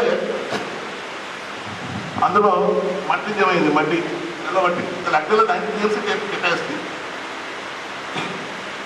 ఒకవేళ మహారాష్ట్ర నుంచి కర్ణాటక నుంచి నిజాం సాగర్ అటు బాపి పైకి వెళ్ళి వరద ఎక్కువ వచ్చినప్పుడు ఈ యొక్క భద్రాచలం డేంజర్ ఉందనుకో, అప్పుడు మనం గేట్లు ఎత్తేస్తే భద్రాచలంలో ఒక్క పిల్ల కూడా బతకడు. ఏం చెప్తారు? ఈ వాటర్ ఆ వాటర్ అన్ని కలిసి భద్రాచలం మొత్తం మటాక్ అయిపోతుంది. కాబట్టి ఈ వాటర్ ఆపడానికి, ఆ పరిస్థితులు డేంజర్లో ఆపడానికి భద్రాచలం దయచేసి అర్థం చేసుకుంటుంది. 1094 3 ఫీట్ల వరకు వాటర్ ఆపుతాడు. 3 ఫీట్ల వరకు ఆపుతాడు. ఎందుకు ఆపుతాడంటే నిజాం సాగర్లో వల్ల ఈ వరద నీళ్లు భద్రాచలం పోవడానికి 3 నుంచి 4 రోజుల మధ్య 72 గంటలు కావాలి. ఈ 72 గంటలు అక్కడ పబ్లిక్ సేఫ్గా ఉంటారు. సో వాళ్ళు కూడా మన చూడలే కదా, రోజు ఉన్నా కూడా వాళ్ళకి నష్టం జరగకుండా ఏం చేస్తారంటే 3 ఫీట్లు వాటర్ 1094 వరకు ఆపుతారు. అప్పుడు మనకు 100 టీఎంసీ వాటర్ దాకా ఎక్కువైపోతుంది. అప్పుడు ఏమవుతుందంటే అప్పుడు బ్యాక్ వాటర్ జరుగుతుంది మనకి. ఎక్కడి నుంచి? పుంస, బందర్న, నాలేశ్వరం, తొంగిని, అటు మహారాష్ట్ర, అటు వాసన సైడు ఇక్కడ పోతాయి. కొత్తగా తగ్గపోతాయి, కోటగిరి కొత్తగా తగ్గపోతాయి. అర్థమైందా? మళ్ళీ ఎప్పుడు తగ్గుతుంది? ఈ గేట్ భద్రాచలం గేటు ప్రమాదం ఎక్కువ తగ్గిన తర్వాత ఎస్ఆర్ఎస్పి గ్యాప్ నుంచి వాటర్ తీసేస్తారు. మ్యాక్సిమం అంటే 2 డేస్ ఉంటాయి. ఇంతకుముందు అందువల్ల 83 వచ్చినా గతంలో ఇప్పుడు వచ్చినా కూడా అదే విధంగా ఉంచామంతా అదే విధంగా అయిపోయింది. ఇప్పుడు దయచేసి ఒక నిమిషం పెట్టాలి అయ్యా, దయచేసి ఏమనుకోండి. ఎందుకంటే ఇప్పుడు భద్రాచలం వాన లేదు, అక్కడ వాటర్ లేదు, మన ఎదుగులు ఉంటున్నాయి. భద్రాచలం డ్యాము, భద్రాచలంలో లేదా టౌన్లో డ్యామ్ ఏం లేదు భద్రాచలం కూడా, అది డేంజర్లో ఉన్నప్పుడు ఈ వాటర్ వదులుతుందని ఆపితే అది మునిగిపోయిందంటే ఒప్పుకుంటాం. ఒకరోజు 2 రోజుల్లో బాగా వాటర్ వెళ్ళిపోతాయి. నేను అక్కడ సీగా చేసిన కొంచెంపాటి సెక్యూరిటీ డ్యామ్ రక్షణ ఉన్నా. కాబట్టి మన డాటా చూస్తే ఏమైందంటే వాటర్ పై నుంచి వస్తుంది, మా దాకా అందుతలేదు, కాబట్టి మేము గోదావరిలో నీళ్ళు వదలడం లేదు అని ఒక విషయం మన దృష్టికి వచ్చింది. నేను దాన్ని 100% ఎక్కిపిస్తాను. ఎస్ఆర్ఎస్పి ఇంజనీర్లు చెప్పింది 100% కరెక్ట్. వాళ్ళకి నీళ్ళు అందడం లేదు, వాళ్ళకి డ్యామ్లో వాటర్ పోవడం లేదు, వాళ్ళకి గేట్ చూపిస్తలేదు, 1091 దాకా పోతలేదు వాటర్ లేదు. ఈరోజు పోయింది వాటర్. మరి ఈ వాటర్ ఎట్టిపోయింది? మరి కందగుట్టకు పోయింది, హుంసకు పోయింది, మందన్నకు పోయింది, తర్వాత మాదేరికి వచ్చింది, నాయపేట పోయింది, అటు కోదలు దాటి అటు కోటగిరి మండల కొత్తగా దాకా వస్తుంది. ఇంకా వదిలే ఉంటాయి. ఇది నిన్నటిగా అయిపోలే. ఇప్పుడు రాత్రి మళ్ళీ కూడా మళ్ళీ మునిగిపోతుంది. సో ఇది సమస్య అనేటువంటిది చాలా క్లిష్టమైన సమస్య. ప్రతి ఒక్కరు తెలుసుకోవాలనే ఉద్దేశంతో ఈరోజు నాకు హెల్త్ బాగాలేకున్నా కూడా నేను రైతులకు ఆవేదన చేయాలి, రైతులు వచ్చుకున్నట్టు చెప్పాలి అని ఈరోజు ఎన్నికల కోడ్ ఉన్నా కూడా ఏసీపీ గారికి, ఆర్టీఓ గారికి నేను రిక్వెస్ట్ ఇచ్చి పర్మిషన్ సార్ మేము గడిచి చెప్పుకుంటామని చెప్పి వాళ్ళ మోడల్ పర్మిషన్తోనే ఈరోజు మనకి సమావేశం జరిగింది. నేను శాంతియుతంగా చేసుకుంటాను సార్. నేను రిటైర్డ్ పోలీస్ ఆఫీసర్. నాకు తెలిసిన విషయాలు కొన్ని మాటలు పంచుకుంటాను. దయచేసి కోఆపరేట్ చేయాలంటే పాపం ఏసీపీ గారు, సిపి గారు, వాళ్ళకి మనం స్పెషల్గా ధన్యవాదాలు తెలుపుతున్నాను. లోకల్ ఎస్ఐ గారికి, ఎంఆర్ఓ గారికి, టోటల్ అధికార యంత్రానికి కూడా ఎన్నికల కోర్టులో ఈ యొక్క సమావేశానికి మాకు జరుపుకోవడానికి వీలు కల్పించినందుకు వారికి మరీ ఒక ధన్యవాదాలు. అయితే ఇప్పుడు ఈ వాటర్ ఎడిపోతుంది. ఈ వాటర్ ఎప్పుడు లేని విధంగా ఇన్ని రోజులు ఎందుకు అవుతుంది వాటర్?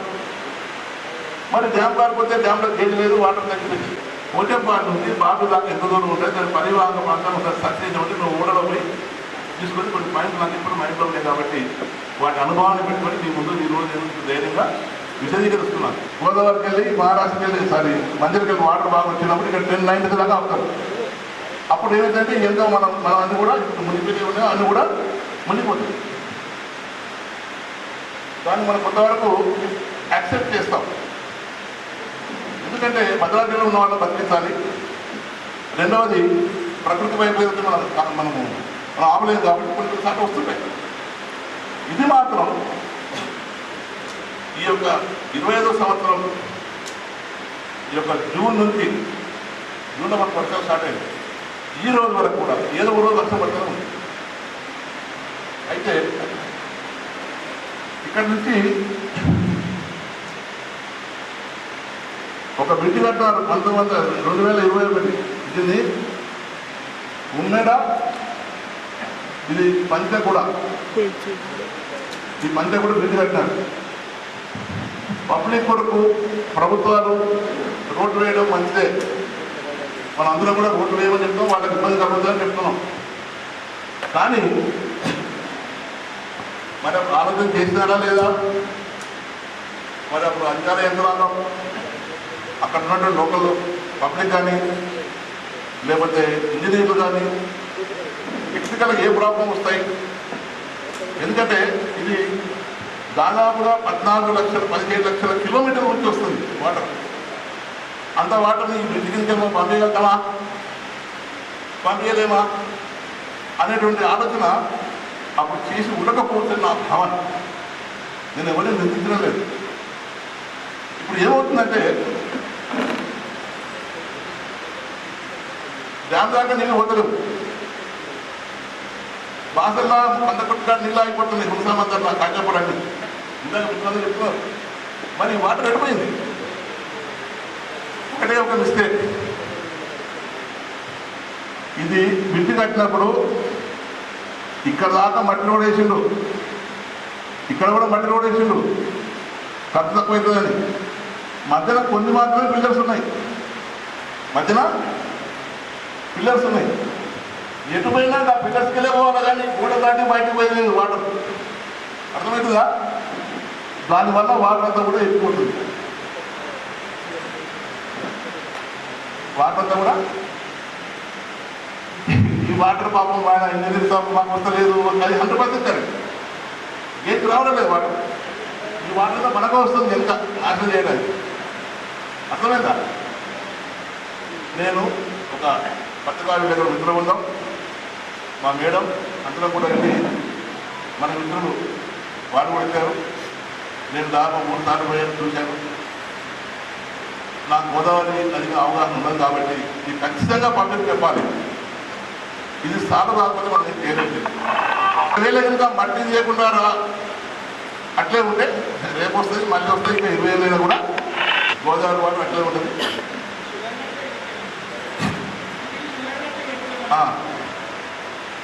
అయితే నేను వెళ్ళి ఫోటోలు తీసుకొచ్చినా, వీడియోలు తీసుకొచ్చినాం, గూగుల్ మ్యాప్ తీసుకొచ్చినాం.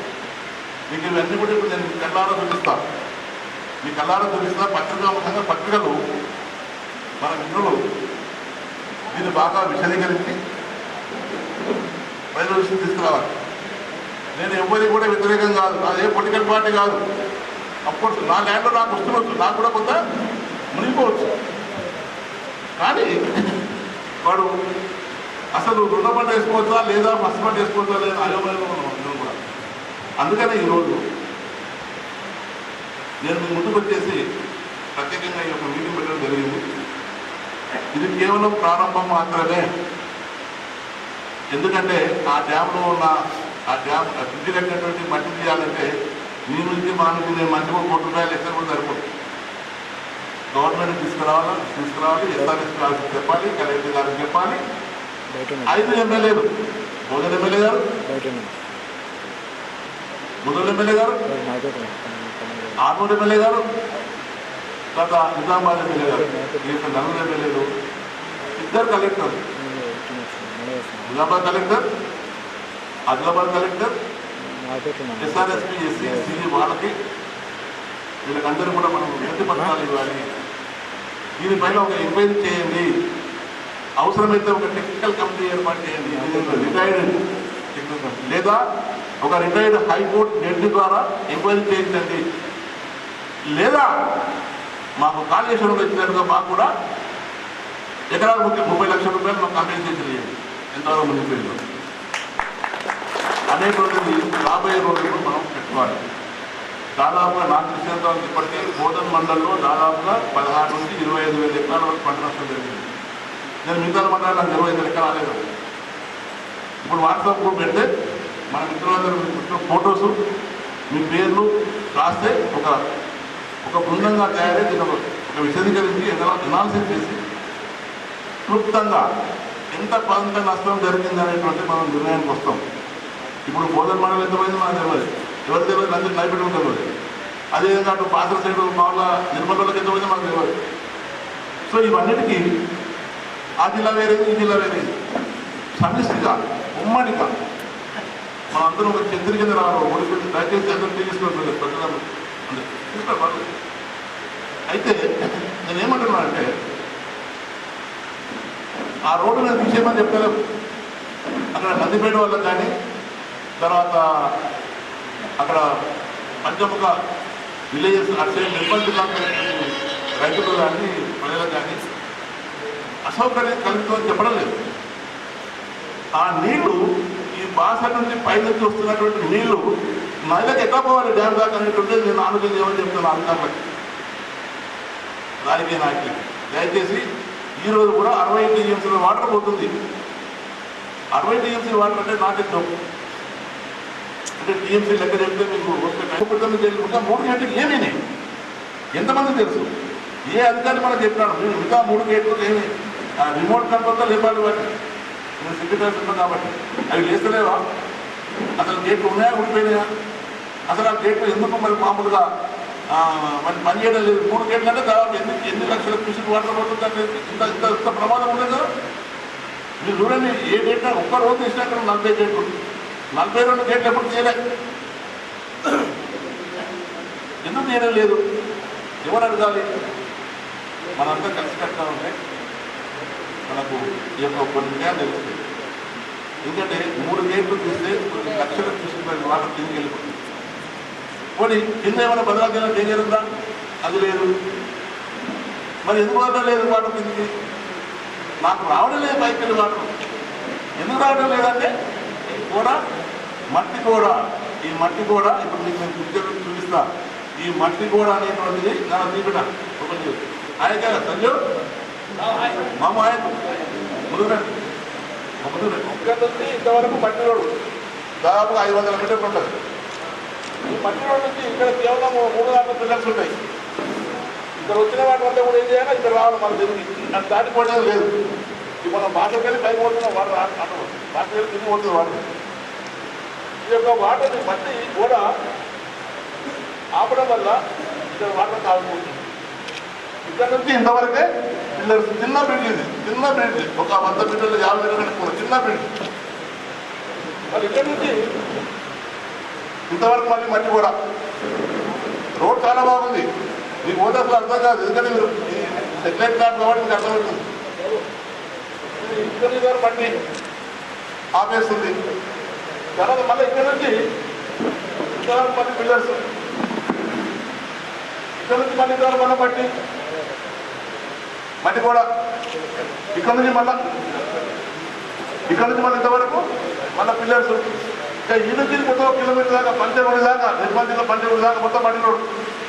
ఈ వాటర్ అంతా కూడా పోవాలంటే గిల్లకెళ్ళి పోవాలా, గిల్లకెళ్ళి పోవాలా, గిల్లకెళ్ళి పోవాలా. అర్థమైందా? ఇది దాదాపుగా ఇంకా అక్కడ గోడ ఇంకా 7 ఫీట్ల గోడ ఉంది. ఇంకా ఇది ఎంత వాటర్ వచ్చినా మనం ఎంత పక్క పడుతుంది కానీ ముందు వాటర్ పోదు. మీరు దయచేసి వచ్చి ఒక్కొక్కరు చూడండి, ఫోటోలు తీసుకోండి. ఇది ప్రధానమైన కారణం.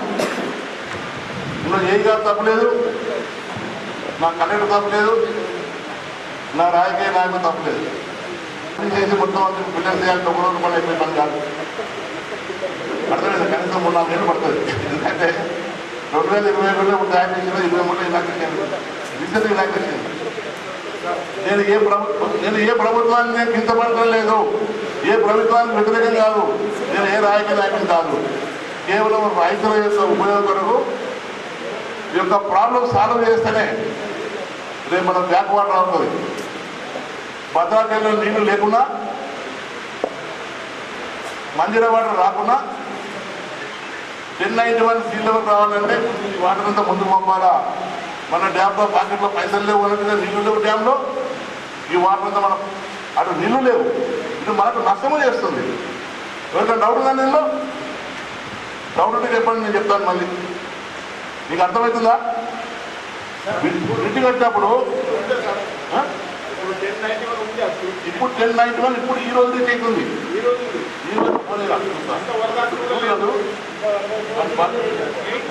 అంత వరదాస్తి కూడా తక్కువ ఉండే. 9 వేలు 5 వేలు ఇప్పుడు తగ్గుతాయి. నేను చెప్పేది ఏంటంటే ఇక్కడ ఈ మట్టి ఇక్కడ పిల్లర్స్ రావాలి, ఇక్కడ పిల్లర్స్ రావాలి, అక్కడ పిల్లర్స్ రావాలి. దాదాపు 1 కిలోమీటర్ మొత్తం పిల్లర్స్ తీస్తే ఇది మొత్తం కూడా 2 కిలోమీటర్లు ఆడుతుంది. నాకు మొత్తం కట్టే సర్టిఫికేట్కి వచ్చా. ఈ ఫోటో చూడండి, ఇది మన బాసర సైడ్ మునిగిపోయేది గుడి. ఇది కూడా వాటర్ ఎంత స్లో అయిందంటే స్లో ఉంది వాటర్. ఇక్కడేమో దూకపోతుంది, 40-50 కిలోమీటర్ స్పీడ్ పోతుంది, అటువైపు స్లో అవుతుంది. ఇప్పుడు మన మిత్రుడు సంజయ్ వాడు పోయి ఇలా స్నానం చేయించింది. ఈ దానికి వాటర్ పోతుందని కన్వర్ట్ లాగా ఉంది. చూసింది అది ఆయన స్నానం చేస్తే కన్వర్ట్, ఈ కన్వర్ట్కి వాటర్ పోతుందా అంటే వచ్చే వాటర్ బయటికి పోవడం, డ్యామ్ దాకా పోవడం లేదు గోడ చేయబట్టి. దీనిపైన మా యొక్క అనుమానం ఏంటంటే, నేను ఖచ్చితంగా తప్పని చెప్పలేనండి, ఇది నా అభిప్రాయం. ఇంజనీర్స్, ఎస్ఆర్ఎస్పీ ఇంజనీర్స్ కానీ, ఇరిగేషన్ వాళ్ళు కానీ ఏదైనా ఒక టీం పెట్టించేసి ఇప్పటికైనా నీళ్లు ఆగిపోవడానికి కారణం కావడానికి ఇది కూడా ఒకటి నేను గట్టిగా 100% నమ్ముతున్నా. ఎందుకంటే ఇదే భద్రాచలంలో డీజల్ లేదు, పైకెళ్ళి వాటర్ మామూలుగా వస్తుంది కానీ కింద డ్యామ్ వెళ్ళిపోతలేదు. వెళ్ళిపోతుంది డ్యామ్ ఎవరైనా చెప్తున్నారు, లక్ష్మణరావు సభ చెప్తున్నారు, ఈ మిత్రురాజు చెప్తున్నారు, అందరూ చెప్తున్నారు. ఆయన డ్యామ్ అయినా కానీ ఏం తెలుసు సార్, నాకు వాటర్ లేదు, రాలేదు, ఏం రాలేదు కాబట్టి మేము మామూలుగా నేను గేట్లు తీయలేదు సార్ అంటాడు. మరి మిగతా 3 గేట్లు తీస్తున్నాను. ఈ అన్నగా చెప్పినట్టుగా మరి ఎంత ఎత్తులేపినాడు, ఎంత వాటర్ పోయిందంటే వాటర్ ఖాళీ అయితే కరెక్టే, కానీ వచ్చేది మాత్రం రాబడేది ఇన్కమ్ అనేది రావడం లేదు. దీని కొరకే ఈ యొక్క మట్టి గోడలు చేయబట్టి ఈ మట్టి గోడతో మీద రోడ్ వేసిన రోడ్డు ప్రమాణం అందట్లేదు. రవాణా శాస్త్రం ఉండాలి ప్రతి ఒక్కరికి, దాన్ని అగ్రెసి కాదు. కాకపోతే ఇక్కడ నుంచి ఇంతవరకు అవన్నీ కూడా పిల్లర్స్తో కడితే వాటర్ కిందకి వెళ్ళిపోతే బాగా. అర్థమైందండి? అదొకటే మార్గం. మీరు ప్రపంచంలో ఏ చూసినా, ఏ భాగ్యానంగా చూసినా, సట్లే చూసినా, ఏం చూసినా దాని కింద డ్యామ్ మామూలు వాటర్ మొత్తం కూడా పిల్లర్స్తో కట్టినా ఎక్కువ. సబ్జెక్ట్ తెలియదు. నేను అలీసాగర్ గురించి కానీ కృష్ణ గురించి మాట్లాడలేదు. కేవలం ఇది మనం ఎందుకు మునిగిపోతుందని చెప్తున్నాను. మునిగిపోవడానికి కారణం మీ ముందు తీసుకురావాలి, మీరు చెప్పాలనే ఉద్దేశంతో మీటింగ్ పెట్టాను. అర్థమైందా? అలీసాగర్ కానీ గుత్వా కానీ వేరే ఏదైనా సరే అవన్నీ లిఫ్ట్ ఇరిగేషన్. సిద్ధి గురించి మాట్లాడలేదు. నీకు ఉపయోగం వస్తుందని చెప్తున్నా. నీకు ఈ గోడ నువ్వు అర్థం చేస్తే ఎప్పటికైనా ఈ గోడల వల్ల నీకు మామూలు గోడతో మట్టి పోసి మొర పోసి గుట్ట పక్కన నుంచి కాంట్రాక్ట్ చేసి మొర పోసి ఇక్కడ రోడ్ వేసేసాం. అవును, ఇక్కడ 1090 ఉందా? 1091 కాదు, ఉంది 1091 సరిపోతుంది, ఉంది సరిపోతుంది. కాకపోతే ఒకటి ఏంటంటే మన బ్రదర్ ఉన్న పోయి మనం వాటర్ మొత్తం తీసుకొచ్చిన వాళ్ళు కాడు కట్టి నేను అనుకుంటా 10-20 ఫుట్ తక్కువ ఉండొచ్చు. తక్కువ కాదు, వాటర్ ఉన్నది ల్యాబ్ 1091 ఉన్నప్పుడు ఇది 1080 ఉండొచ్చు. ఒక 10 ఫుట్లు తేడా ఉంటాయి. అక్కడ 1090 పెట్టి 1080. అది సరే, ఒకవేళ 1091 ఉన్నది అనుకుందాం. కానీ 12-16 ఫుట్లు పైకి వచ్చినాయి. 12-16 ఫుట్లు పైకి వచ్చినప్పుడు ఎస్ఆర్ఎస్పి నిర్వహణ 16 ఫుట్లు ఉమ్మడి ఫీల్డ్ చదువుతారా వెళ్ళినాయి నీళ్ళు అనే జ్ఞానం ఎందుకు రాలేదు వాళ్ళు? నేను మళ్ళీ చెప్తాను, ఫోటోస్ తయారు చేసుకుని ఒక 10 మంది ఫోటో తయారు చేసుకొని మనం వెళ్ళి మనిషి కొన్ని డబ్బులు కంట్రిబ్యూట్ చేసుకొని ఖర్చు వెళ్తాం. కాకపోతే అప్పుడు హైకోర్టు బిల్లు వేసుకుంటాం. ఏమంటాం? ప్రజావాద్యం, పబ్లిక్ ఇంట్రెస్ట్ లిటిగేషన్. అర్థమవుతుందా? ఇప్పుడు నేను చేసేది కూడా అడ్వకేట్ పెట్టచ్చు. న్యాయబద్ధంగా మనం అన్ని అధికారులతో అన్ని మన ప్రజాప్రతినిధులు కలుసుకొని వాళ్ళకి సహకరించి వాళ్ళతో పాటుగా మనం ఓపికతో పని చేసుకోవాలి. ఎందుకంటే ఒక నిమిషం బ్రదర్, మన మామ పేరు ఇది ఒక రోజు పని అయిపోయింది కాదు. తాళం వేసినాం, తాళం చేసి నదిలో పడేసినాం. అది దొరకాలంటే చాలా కష్టం. అది ఇది పోవాలన్నది ఇది కాదు. దాన్ని మళ్ళా ప్రభుత్వం అంగీకరించాలి, టెండర్లు వేయాలి, మళ్ళీ బడ్జెట్ పెట్టుకోవాలి. అది చాలా పెద్ద పని అవుతుంది అది. సో కాబట్టి ప్రస్తుతానికి మనకు జరిగిన పంట నష్టానికి ఏమన్నా పరిహారం ఇస్తారా ప్రస్తుతానికి ఈసారి? మళ్ళీ వచ్చేవాడు కన్నా మళ్ళీ మునగదా అంటే మీరు చూద్దాం. నేను చెప్పింది తప్ప కరెక్ట్? అది కూడా 20 తారీఖు అంతా 5వ తారీఖు 17 నెల 2025. నేను ఉంటున్నా పోతున్నా 5,000 విషయం, కానీ డేట్ మాత్రం పుడుతుంటుంది, మీటింగ్ పుడుతుంటుంది, ఈరోజు పేపర్లో రాస్తారు. అదే పలానా మనోహర్ సార్ చెప్పింది కరెక్టా కాదా అనేటువంటిది మీకు తెలిసి ఉండాలని ఈ వాస్తవం చెప్తున్నాను. ఇందులో ఎలాంటి లాభాపేక్ష లేదు. ఇందులో నష్టం జరుగుతుంది. నాతో పాటు నా పొలం కూడా మునిగిపోయింది, నా ఇల్లు కూడా మునిగిపోయింది. ఎందుకు మునిగిపోయిందంటే బ్యాక్ వాటర్ రావడం వల్ల. మా సర్వే నెంబర్లు కూడా ఎస్ఆర్ఎస్పి వాళ్ళు ల్యాండ్ మనం అప్రిషియేషన్ ఇచ్చే ల్యాండ్ అంతవరకే ఉండాలి. 1 ఇంచ్ పైకి రావద్దు వాటర్. ఎక్కువ వస్తే నష్టపరిహారం ఇవ్వాలి. కంపెన్సేషన్ ఇచ్చినప్పుడు కంపెన్సేషన్ ఒక 10 ఎకరాలు దానికి ఒక 2 ఎకరాలు ఎస్ఆర్ఎస్ అయితే 2 ఎకరాలు పే చేసుకున్నారు. దానికి నష్టపరిహారం ఇచ్చిన కొంతమంది ఇవ్వలేదు. కొన్ని కేసులు కోర్టులో కూడా కొన్ని కేసులు హైకోర్టు. సో అది అంతవరకే. అది దాటిన తర్వాత ఇన్ని రోజుల నుంచి లేదు. ఇందాక తప్పుడు చెప్తున్నాడు, ఇందాక మనోహర్ 40 సంవత్సరాల నుంచి లేదు. ఇప్పుడు ఎట్లా వస్తుంది వాటర్? ఇందాక ఎవరు మన మోస్ట్లీ తప్పుడు మాట్లాడి. సో ఇప్పుడు ఈ యొక్క సమస్యను జటిలమైంది కాబట్టి కొంతమంది మిత్రులు అక్కడ నేను చెప్పిన కాదు, కొంతమంది చెప్పిన తర్వాత నా అడిగారు. నేను కూడా నాకు కావాల్సిన మిత్రులు కొంతమంది చెప్పినాను. వాళ్ళు స్వయంగా చూసినారు. చూసేసి వాళ్ళు కూడా పరిశీలించారు. మన సంజీవ్ అనేటువంటి ఒక తెలంగాణ మన నిజామాబాద్ జిల్లా ప్రెస్ అధ్యక్షుడు తను కూడా పోయినా అన్న స్థానం కూడా లేదు. నేను వాటర్ కొట్టుకోలేదు, వాటర్ ఆగింది కాబట్టి తిరిగినాయన. సో కాబట్టి పోలేదు బయటికి, వాటర్ ఎందుకు అందుతుంది. మీరు కావాలనుకుంటే దయచేసి మీరు వెళ్ళి చూసి రావచ్చు. ఇప్పుడు కూడా ఎక్కువ భాగం అనే వాటర్ స్లో అయిపోయింది, దిగు భాగం వాటర్ పెరుగుతూనే ఉంది. ఆ పెద్దపోయే వాటర్ కన్వర్ట్ కాకపోతే వాటర్ పోదు. రోడ్డు మాత్రం బ్రహ్మాండంగా ఉంది. మీరు వాట్సాప్ గ్రూప్ పెడితే వాట్సాప్ గ్రూప్లో మీకు గూగుల్ ఫోటో కూడా పెడతారు. దాన్ని ఎలాంటి చేస్తే మీకు ఇలా కనిపిస్తుంది, లేవో లైన్ లాగా కనిపిస్తుంది. మరి ఇలా ఇదేంటి? ఇది ఒరిజినల్ ఈ లైన్, ఇది ఉమ్మేడా, ఇది పంచగుడి. ఇది మీకు ఏమైనా కనిపిస్తుంది? ఇలా ఏం కనిపిస్తలేదు. ఈ మట్టి కూడా కనిపిస్తలేదు. ఈ గూగుల్ మ్యాప్ని ఎన్వాల్వ్ చేస్తే మీ కంప్యూటర్ మీ ఫోన్లో పెట్టుకోండి. పంచగూడ బ్రిడ్జ్ అని మీరు ఫోటో పట్టి చక్కగా లాటిట్యూడ్ లెక్క అక్కడ తీసుకెళ్తాయి. ఎవరైనా సరే హైదరాబాద్ కూర్చోలేదు సరే, అమెరికాలో కూర్చోలేదు సరే, ఈ మ్యాప్ పడితే దాన్ని ఏం చేయాలి? దాన్ని జూమ్ చేయాలి. జూమ్ చేస్తే ఈ మట్టి సైడ్లకు మధ్యలో అనేటువంటి ఏర్పడుతుంది. దాని పిల్లర్స్ లేవు. పిల్లర్స్ ఉంటే వాటర్ కిందకి వెళ్ళిపోతున్నాయి, వెనుక వాటర్ ఆగిపోతున్నాయి. అది మన బాధ. ఇది ఒకటే కాకుండా నేనేం రిక్వెస్ట్ చేస్తున్నా అంటే, ఒకసారి ఏరియల్ సర్వే చేయమని మన ప్రభుత్వానికి రిక్వెస్ట్ చేయాలి. దానివల్ల ఏమవుతుందంటే టోటల్గా 16 విలేజెస్ మునిగిపోయిన విలేజ్. ఆ విలేజ్లో మునిగిపోయింది. 1-2 సంవత్సరాలు వర్షం కాకపోతే అన్ని తుమ్మ చెట్లు, ఆ చెట్లు, ఈ చెట్లు మొత్తం మర్చిపోయింది. ఇప్పుడు ఆడికి పోతే చెట్లే కనిపిస్తాయి, నది కనిపించదు. ఆ చెట్లు కూడా పీకేయాలి, యుద్ధ ప్రాతిపదిక చెట్లు పీకేయాలి. రెండవది మనం ఇసుక అడుగుతలేము, నల్ల మట్టి ఆడుతున్నాం రైతులకు.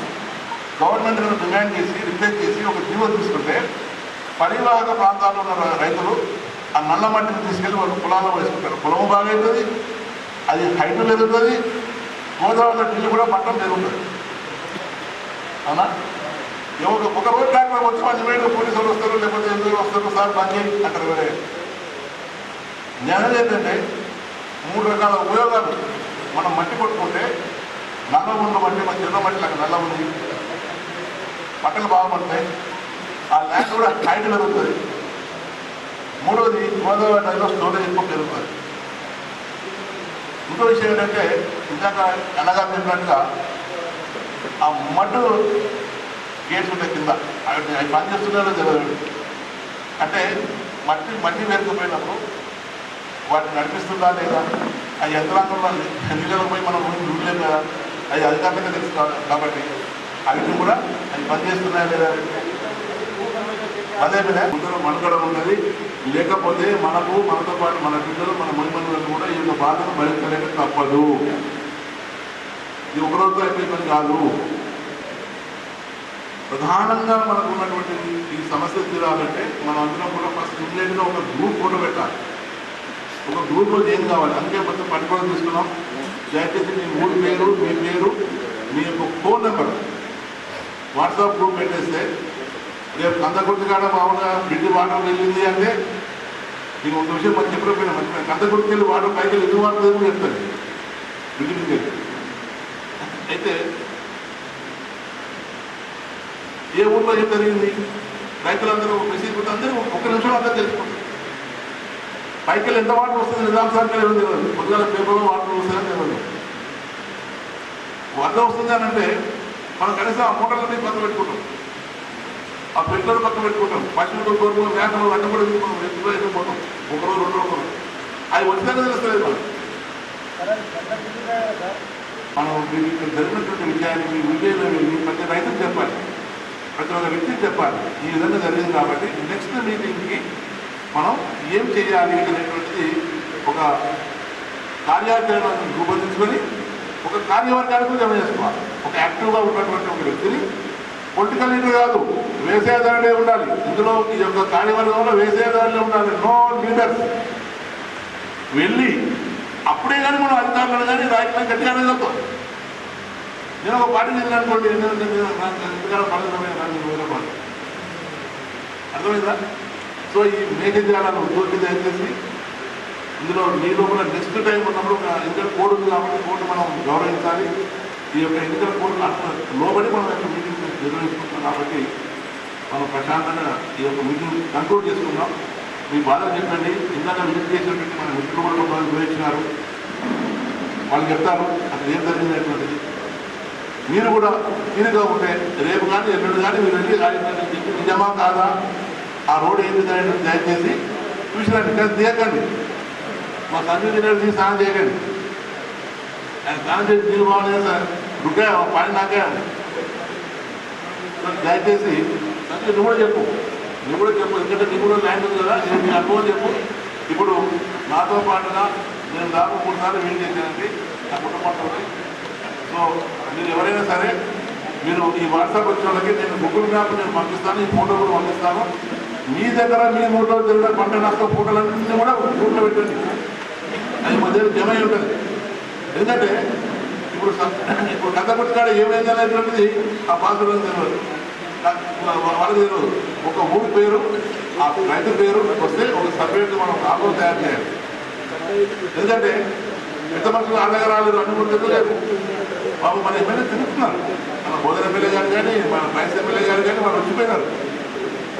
కానీ అందరూ ఏమనుకుంటారంటే పైకి వెళ్ళి వరద వస్తుంది కాబట్టి మనం ఇది ఏదేం కదా అంటారు. వాళ్ళు తప్పలేదు.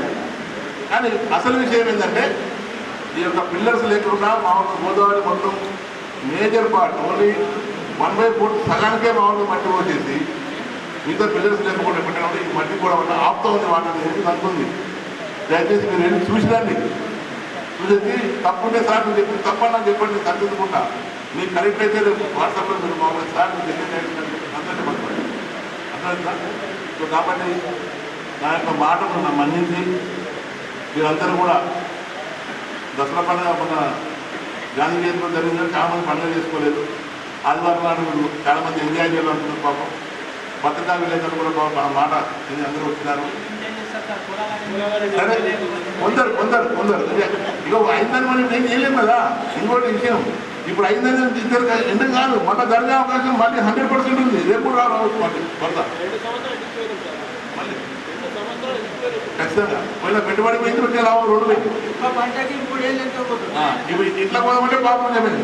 ఇంత పోతే మీరందరూ కూడా కోఆపరేట్ చేసినందుకు మీకు అందరికీ పేరు నా చేతులకి నమస్కారం పెడుతున్నా. దయచేసి దీన్ని ఒక కార్యవర్గాన్ని ఫ్యూచర్లో చేసుకొని దాని ద్వారా పొలిటికల్గా ఉండొద్దండి, న్యాయబద్ధంగా సమంజసంగా యాక్యురేట్గా ఇంట్రెస్ట్ ఉన్న వాళ్ళే ముందుకు తీసుకెళ్ళాలని చెప్పేసి గవర్నమెంట్ తీసుకెళ్ళాలా. గవర్నమెంట్ ఏ గవర్నమెంట్ ఉన్నా కూడా మన ప్రజా సమస్యలు వింటది, మన సహకారం చేస్తుంది. ఎందుకంటే మన రైతులం కాబట్టి. సో ఏదైనా సరే నాకు ఈ అవకాశం ఇచ్చినందుకు అందరికీ కూడా నమస్కారాలు. ఇప్పుడు ఇంకా నాతో పాటు చేస్తున్నటువంటి ఇప్పుడు చూసినటువంటి మన మిత్రులు కూడా వాళ్ళ అభిప్రాయం తెలుసుకోండి. इलेक्शन के बाद जाके सब एमएलए से डिस्कस करेंगे. असेंबली కాదు సీఎం గారితో పోయి మాట్లాడి మనం రోడ్ చెప్పుకున్నాం. మన ఫోటోలన్నీ వాట్సాప్ వస్తాయి కదా, దీన్ని ఆ రిపోర్ట్ తీసుకొని మనం ఇరిగేషన్ డిపార్ట్మెంట్ ఆఫీసర్ కూడా పిలుచుకొని వాళ్ళతో పాటు కలిసి వెళ్తాం. ఒక టీం తయారు చేస్తాం. ఇలాంటి యువకులు ఉంటే ఇలాంటి యువకులు ఎందుకంటే మన చేత కాదు, ఇలాంటి తీసుకొని వాళ్ళు పోతే వాళ్ళకు మన బ్యాక్ సపోర్ట్ ఇస్తే వాళ్ళు ఏదైనా చేయగలుగుతారు. అలా కదా. సో సమస్యను నేను తీసుకొచ్చిన చాలా మందికి ఉన్న డౌట్ ఏంటంటే గోదావరి ఎస్ఆర్ఎస్పీ జాగ్రత్తగా నీళ్ళు వస్తలేవు, మరి ఎండిపోతున్నాయి, మాకు ఎందుకన్నా మొత్తం మునిగిపోతుంది అనే దానికి సమస్య ఇదే నేను 100% భావిస్తున్నా. మీరు ఏకీభవిస్తారనుకుంటే మీరు వెళ్ళి చూసి రండి, అది సమస్య. సో థ్యాంక్ యూ అండి. మళ్ళీ కలుద్దాం ఎలక్షన్ తర్వాత. కూడా మాత్రమే మేము తీసుకుంటాం, మంచినీళ్ళ పర్పస్కి అగ్రికల్చరల్ పర్పస్ కాదని చెప్పి వాళ్ళు హైకోర్టు సుప్రీంకోర్టు కూడా వెళ్ళారు, మన గవర్నమెంట్ కూడా వెళ్ళింది. సుప్రీంకోర్టులో చివరికి చెప్పింది ఏంటంటే వాళ్ళు గేట్లు వేసుకుని ఎండాకాలం నీళ్ళు మంచినీళ్ళకి వాడుకోవడానికి, తర్వాత 7వ నెల కరుణ వచ్చిన 7వ నెల స్టార్టింగ్లో గేట్లు మొత్తం ఎత్తేయాలి అనేది అలా తీర్పిచ్చారు. ఆ తీర్పు ప్రకారంగా వాళ్ళు మంచినీళ్ళ కోసం అని చెప్పి వాడుకుంటున్నారు. ఇప్పుడు 126 కిలోమీటర్లు తన్నుబట్టినప్పుడు కూడా మనకి ఇక్కడ గట్టి ఎక్కలేదు, హైయెస్ట్ ఫ్లడ్ లెవెల్ వచ్చినప్పుడు కూడా. కానీ ఇప్పుడు అక్కడ గేట్ దగ్గరేమో 1091 అడుగులు వాటర్ లెవెల్ లేదని అంటున్నారు. ఇక్కడేమో మన గట్లు పడిపోయి ఇక్కడ మొత్తం పంటలన్నీ నాశనం అయిపోయినాయి. దాదాపు ఇప్పుడు పేపర్లో రాసింది ఏంటంటే ఈ యొక్క నిజామాబాద్ జిల్లాలో 1వ తారీఖు పేపర్ ఈనాడులో రాశారు, 17,000 సుమారు దగ్గర 18,000 ఎకరాలు పంట నష్టం కలిగినట్టుగా వాళ్ళు రాశారు. అయితే పైనుంచి ఏమో ఫ్లడ్ 3 లక్షల క్యూసెక్స్ వస్తుంటే కిందకి వీళ్ళు 1,00,000-1,50,000 వదులుతున్నారు. ఎందుకు వదులుతున్నారు? ఇక్కడ నష్టం జరుగుతూ ఉన్నప్పుడు కిందకి ఎందుకు వదలట్లేదు అనేది ఒక కారణం. ఏంటంటే సార్ చెప్తారు, ఇక్కడ అన్ని వివరించారు టెక్నికల్గా. ఎందుకంటే ప్రాజెక్టు దగ్గర లెవెల్ నీరు లేదు కాబట్టి వాళ్ళు తక్కువ వదులుతున్నామని చెప్తున్నారు. అది అక్కడ వరకు కరెక్టే. ఇన్ని రోజులు లేదు, ఎప్పుడు 1970వ సంవత్సరంలో ప్రాజెక్ట్ కంప్లీట్ అయింది. 1/7 జూలై నెలలో 1970 నుంచి ఈ కాలువలు ఉన్నాయి, ఈ ఫ్లడ్స్ ఉన్నాయి, అన్నీ ఉన్నాయి. అయినప్పుడు ఎప్పుడూ లేని ప్రాబ్లం ఇప్పుడే ఎందుకు వచ్చింది? ప్రాజెక్టులోనేమో నీరు లేదంటున్నారు, ఇక్కడేమో మునిగిపోయింది. ఈ దీనికి కారణం ఏంటనేది సార్ వివరించారు మనకి క్లియర్గా అర్థమయ్యేలాగా. అందుచేత ఏంటంటే మనం ఇప్పుడు ఊరికే మాట్లాడినా మనకు సమాధానం చెప్పేవాళ్ళు ఎవరు ఉండరు. గవర్నమెంట్ నుంచి సరైన పాలసీ సమాధానం రాదు, ఎక్కడి నుంచి సమాధానాలు ఒక వంటలో రాదు. వాళ్ళు సరి చేస్తారని అనుకోవటం కూడా మనకు భ్రమ. అయితే మనం యుద్ధం చేయవలసినంత పని ఇది. ఎందుకని మనకి ఇదే జీవనాధారం కాబట్టి, మనం ఇదే వృత్తిలో ఉన్నాం కాబట్టి, మన తరతరాలు ఇలాగే బ్రతుకుతున్నాం కాబట్టి ఆ భూమి మనం కాకపోయినా మన పిల్లలైనా మన మనవలైనా మన పొలం అమ్ముకుంటే ఇంకొకటి కొనుక్కున్నా ఆ పొలం మీదే కదా బతకాల్సింది. అంచేత ఈ సమస్యకి పరిష్కారం కావాలి అంటే మనం గట్టిగా పట్టుకోవాలి. ఎందుకు? దానికి ఒక రీజన్ ఉండాలి, మన ప్రూఫ్ ఉండాలి. ప్రూఫ్ ఎలా వస్తుంది? ఇలా నోటి మాటలు చెప్పినంతట్లో మన మాట వినేవాళ్ళు ఉంటారు, పరిష్కారం చేసేవాళ్ళు ఉంటారు. దాని గురించి అక్కడ బ్రిడ్జి వల్ల ప్రాబ్లం వచ్చిందనేది మనకు అర్థమవుతుంది, కానీ మన నోటి మాటతో చెప్తే ఎవరో వినిపించుకోరు. ఒక కోర్టు నెంబరో ఒక గవర్నమెంట్ నెంబరో దానికి పరిష్కారం సమాధానం చెప్పాలి. దానికి ఏం చేయాలి? ఒక బ్రిడ్జి కట్టినప్పుడు హైడ్రాలిక్ పర్టికులర్స్ అని ఉంటాయి కొలతలు. ఎంత నీరు వచ్చినప్పుడు ఎన్ని లక్షల క్యూసెక్స్ వచ్చాయి, ఎంత నీరు ఎంత ఎత్తు ఉండాలి, ఎంత కాణాలు ఉండాలి, ఎంత నీరు వెళ్తుంది అనేది. మనకి ఇక్కడ కొత్త బ్రిడ్జ్ కట్టారు 161 BB అని చెప్పి నేషనల్ హైవే గోదాం నుంచి బాసరా బైక్సా వరకు ఒక రోడ్డు కూడా మోస్తున్నారు. అక్కడ కొత్త బ్రిడ్జ్ కూడా కట్టారు. పాత బ్రిడ్జ్ పక్కన ఉంది, పక్కన మళ్ళీ కొత్త బ్రిడ్జ్ కట్టారు. అది నేషనల్ రోడ్, అది నేషనల్ హైవే. ఆ నేషనల్ హైవే ఫండ్స్ ఎవరు ఇచ్చారు? సెంట్రల్ గవర్నమెంట్ ఇచ్చింది. సెంట్రల్ గవర్నమెంట్ స్టాండర్డ్ అది ఎంత వరద వచ్చినప్పటికీ కూడా ఆ రాకపోకలకు ఇబ్బంది లేకుండా ఉండేలాగా ఖర్చు పెట్టి చేశారన్న. ఎందుకు 650 కోట్లు 56 కిలోమీటర్లకు ఇచ్చారు. 1160 లక్షలు 1 కిలోమీటర్కి ఖర్చు పెట్టారు నేషనల్ హైవే. ఆ సెంట్రల్ గవర్నమెంట్ ఆ చట్టం ప్రకారంగా మనం 10 రూపాయలు పోస్టల్ ఆర్డర్ పెట్టి మనం దరఖాస్తు పెట్టినట్టయితే మనం ఏ డిపార్ట్మెంట్ నుంచి అయినా ఏ అనుమానం వచ్చి ఏ వివరాలు అడిగినప్పటికీ కూడా వాళ్ళు రాతపూర్వకంగా సర్టిఫై చేసి మనకి ఇవ్వాల్సిన బాధ్యత వాళ్ళకు ఉంది. ఆ ప్రకారంగా మనకి క్రాప్ డ్యామేజ్ అనేది కలెక్టర్ ఆఫీసులో వ్యవసాయ శాఖ ఉంది, వాళ్ళ దగ్గర వివరాలు ఉన్నాయి. ఒకటి. రెండోది SRSP 1970 జూలై నెలలో నుంచి మొదలుపెట్టారు కాబట్టి ఎంతవరకు ఇది 2025 70 అంటే అదొక 30 సంవత్సరాలు, ఇదొక 25 సంవత్సరాలు, 55 సంవత్సరాల నుంచి ఈ ప్రాజెక్ట్ ఉన్నది. 55 సంవత్సరాల్లో ఎప్పుడు హయ్యెస్ట్ ఫ్లడ్ లెవెల్ వచ్చినప్పుడు కూడా మనకున్నటువంటిది 30 అడుగులు ఎత్తు వచ్చింది వాటర్. అక్కడ ప్రాజెక్ట్ దగ్గర హయ్యెస్ట్ వాటర్ లేదు. అంటే ఈ మధ్యలోనే ఏదో జరిగిందనేది అర్థమవుతుంది. ఈ మధ్యలో ఎందుకు జరిగింది, ఆ ఫాల్ట్ ఏంటి అనేది కొత్తగా కట్టిన బ్రిడ్జ్ ఒకటే కనపడుతుంది. అదే పంచగుడి అన్న విజయశంకర్ కట్టిన గుడి. అందుచేత మన ఊరికినే మాటలు ఎలా చెప్తే మన మాటలు వినేవాళ్ళు ఎవరు? ఆ డిజైన్ చేసినట్టయితే ఇటువంటి ప్రాబ్లంలు రావు. కరెక్ట్గా డిజైన్ చేస్తే డిజైన్లో సంథింగ్ ఇస్ ఫాల్ట్ కాబట్టి మనం ప్రాక్టికల్గా చూసాం. ఏదైతే ప్రాజెక్టు దగ్గర హయ్యెస్ట్ వాటర్ లెవెల్ ఉన్నప్పుడే 30 అడుగుల కింద ఉన్నప్పుడు అక్కడ వాటర్ ఏమో ప్రాజెక్టు నిండకుండానే ఇక్కడ 30 అడుగుల హైట్ ఎలా వచ్చింది అంటే ఫాల్ట్ వచ్చింది. ఎక్కడో ఏదో లోపం ఉంది.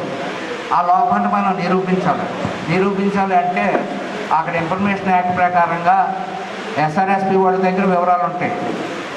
పైనుంచి ఎంత నీరు వచ్చింది, మహారాష్ట్ర నుంచి ఎంత నీరు వచ్చింది, గైక్వాడ్ పైన ప్రాజెక్ట్ గైక్వాడ్ ఉంది, దాని కింద బాబ్లీ ఉంది. ఇటేమో మంజీరా నది మీద నిజాం సాగర్ ఉంది. నిజాం సాగర్ నుంచి ఎన్ని గేట్లు ఎత్తితే ఎంత నీరు వస్తుందో, గైక్వాడ్ నుంచి ఎంత నీరు వస్తుంది, వాళ్ళకి ఇన్ఫర్మేషన్ ఎప్పటికప్పుడు వస్తుంది ఎవ్రీ మినిట్. అయినప్పుడు 3 లక్షల క్యూసెక్స్ ఇన్ఫ్లో పైనుంచి వస్తుంది అన్నప్పుడు వీళ్ళు 150,50,000 క్యూసెక్ల కిందకి ఎందుకు వచ్చింది అనే దానికి మన కారణం చెప్పాలి. వాళ్ళు చెప్పరు. కాబట్టి ఇన్ఫర్మేషన్ మనం తీసుకుని వాళ్ళ చేత రాతపూర్వకంగా తీసుకుని వాళ్ళే తప్పు చేసినట్టు ఒప్పుకుంటారు. ఎందుకని ఒప్పుకుంటారు?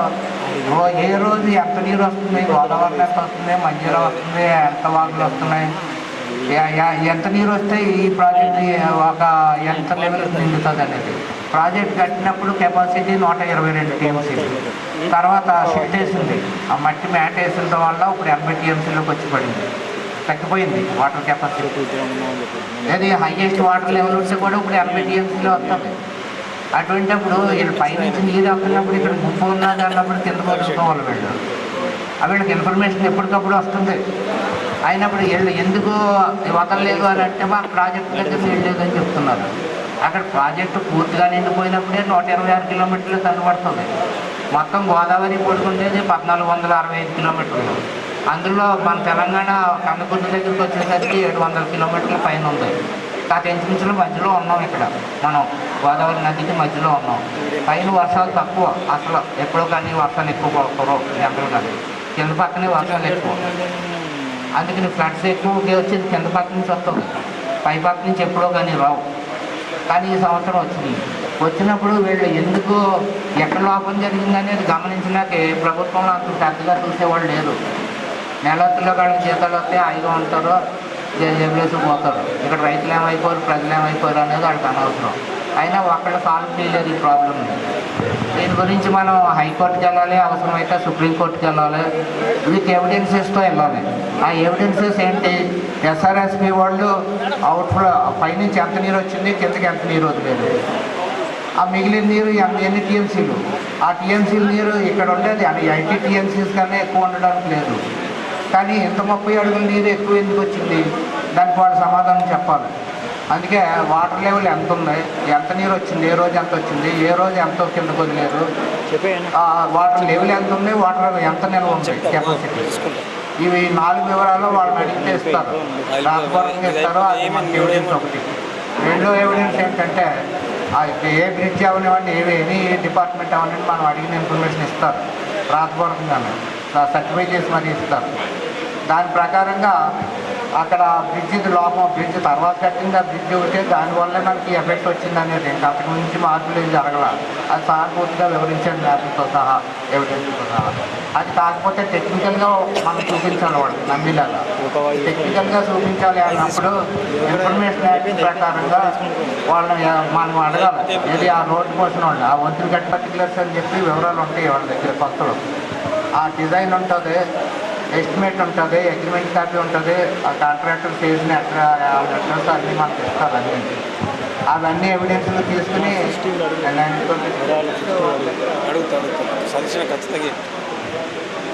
ఏంటంటే ఆ బ్రిడ్జి అక్కడ పంచగుడి అన్న ఊరి దగ్గర కట్టినటువంటి బ్రిడ్జి యొక్క estimate copy, hydraulic particulars of the bridge, plan copy of the bridge, agreement copy of the bridge, MO copy, how much amount sanctioned for this bridge, how much amount spent on this bridge, అసలు ఎస్టిమేట్లు ఎంత ఖరీదు చేశారు, ఖర్చు ఎంత పెట్టారు, name of the contractor and address, when was the bridge was constructed, period from 2 dates, ఏ రోజుల్లో ఆ bridge కట్టారు, మన ప్రాబ్లం ఎప్పుడు వచ్చింది, అంతకుముందు ఇటువంటి ప్రాబ్లం ఉందా అనేటటువంటిదంతా కూడా ఈ 2 దగ్గర వివరాలు తీసుకున్నట్టయితే మనకి ఎవిడెన్స్లు దొరికితే ఆ ఎవిడెన్స్ని బేస్ చేసి మనం ఏ కోర్టు నుంచి అయినా అప్రూవల్స్ అయినట్టయితే కోర్టు డైరెక్షన్ ఇచ్చినప్పుడు గవర్నమెంట్ అయినా ఎవరైనా తలంచి చెయ్యాలి. అది కోర్టు నుంచి మనం సరైనటువంటి ఆర్డర్ తీసుకొస్తే తప్ప గవర్నమెంట్ స్పందించడం ఒక మాదిరిగా. అది ఎవరో లోకల్ ఎమ్మెల్యేలు, ఎఫెక్టెడ్ ఏరియా ఎమ్మెల్యేలు, ఎంపీలు వీళ్ళందరూ కూడా గవర్నమెంట్ను మూవ్ చేసినట్టయితే లోకల్ లీడర్స్ అది ఉంటారు కాబట్టి సర్పంచులు, మండలం ప్రెసిడెంట్లు, ఎంపీసీ, జడ్పీటీసీ మెంబర్లు వీళ్ళందరూ ఒత్తిడి తీసుకురావాలి వాళ్ళ మీద. ఒత్తిడి తీసుకొచ్చి అది ఎవిడెన్స్తో ఒత్తిడి తీసుకొస్తే తప్ప వాళ్ళు ఎప్పుడు ఈ ఎవిడెన్స్లన్నీ తీసుకుని మనం హైకోర్టు నుంచి కానీ సుప్రీంకోర్టు నుంచి కానీ మనం క్లియర్ ఇన్స్ట్రక్షన్స్ గవర్నమెంట్కి ఇప్పించి ఆ తప్పును రెక్టిఫై చేయించడానికి సార్ చెప్పినట్టుగా ఒక హైకోర్టు జడ్జినో, సుప్రీంకోర్టు జడ్జినో, రిటైర్డ్ జడ్జిని కానీ అలాగే టెక్నికల్ పీపుల్, ఒక చీఫ్ ఇంజనీర్ క్యాడర్ ఉన్నటువంటి టెక్నికల్ పీపుల్ని కూడా కమిటీ కింద వేయించి ఈ కారణాలు ఏమిటి అనేది వాళ్ళ చేత పరిశీలించినట్టయితే, నేను చెప్పినటువంటి వివరాలు పరిశీలిస్తే వాళ్ళు ఈజీగా అర్థం చేసుకోగలరు. అప్పుడు మనం హైకోర్టు నుంచి నెగ్గుతాం, సుప్రీంకోర్టు నుంచి నెగ్గుతాం. అలాగే లోకాయుక్త అని ఉంటుంది. ఏ అఫీషియల్స్ కానీ ఎవరైనా తప్పు చేసినట్టయితే లోకాయుక్తకు మనం తెలియజేసినట్టయితే, వాళ్ళలో మనం నిరూపించగలిగినట్టయితే వాళ్ళు ఆ తప్పు చేసినటువంటి అధికారులని వాళ్ళని తొలగించమని గవర్నమెంట్కి సలహా ఇస్తారు. వాళ్ళు కూడా యాక్షన్, వాళ్ళ సలహాను పాటించారు గవర్నమెంట్ కూడా. వాళ్ళ హైకోర్టుకి ఏవైతే అధికారాలు ఉంటాయో లోకాయుక్తకు కూడా అన్ని అధికారాలు ఉంటాయి. అందుకు లోకాయుక్తలో కూడా మనం పిటిషన్ ఇవ్వాలా, హైకోర్టులో పిటిషన్ ఇవ్వాలా, గవర్నమెంట్కి కూడా అప్రోచ్ చేసి మన బాధను చెప్పాలి. ఈ ఎవిడెన్స్ల కోసం ఈ 3 డిపార్ట్మెంట్లు, అగ్రికల్చరల్ డిపార్ట్మెంట్ నుంచి నష్టం ఎంత వచ్చిందో అడగాల, అలాగే ఆ వంతుల్లో ఏం లోపాలు ఉన్నాయి అనేది కూడా మనం తెలుసుకోవాలి. ఆ రూల్ ప్రకారంగా నడిచారా, రూల్ ప్రకారంగా నడవలేదా అనేది తీసుకున్నట్టయితే మనకు తెలిసినటువంటి రిటైర్డ్ ఇంజనీర్లు, మా బాబు కూడా ఉన్నాడు, సూపరింటెండెంట్ ఇంజనీర్ ఇరిగేషన్ డిపార్ట్మెంట్లో చేసి రిటైర్ అయినాడు, అనుభవం ఉన్నవాడు. అలాంటి వాళ్ళు ఎక్స్పర్ట్లకు చూపించినట్టయితే వాళ్ళు క్లియర్గా చెప్తారు. మనం నోటి మాటలతో చెప్తే వీళ్ళు. అందుకని అలాగే ఇలా ఎస్ఆర్ఎస్బి ఇంట్లో ఎంత వస్తుంది,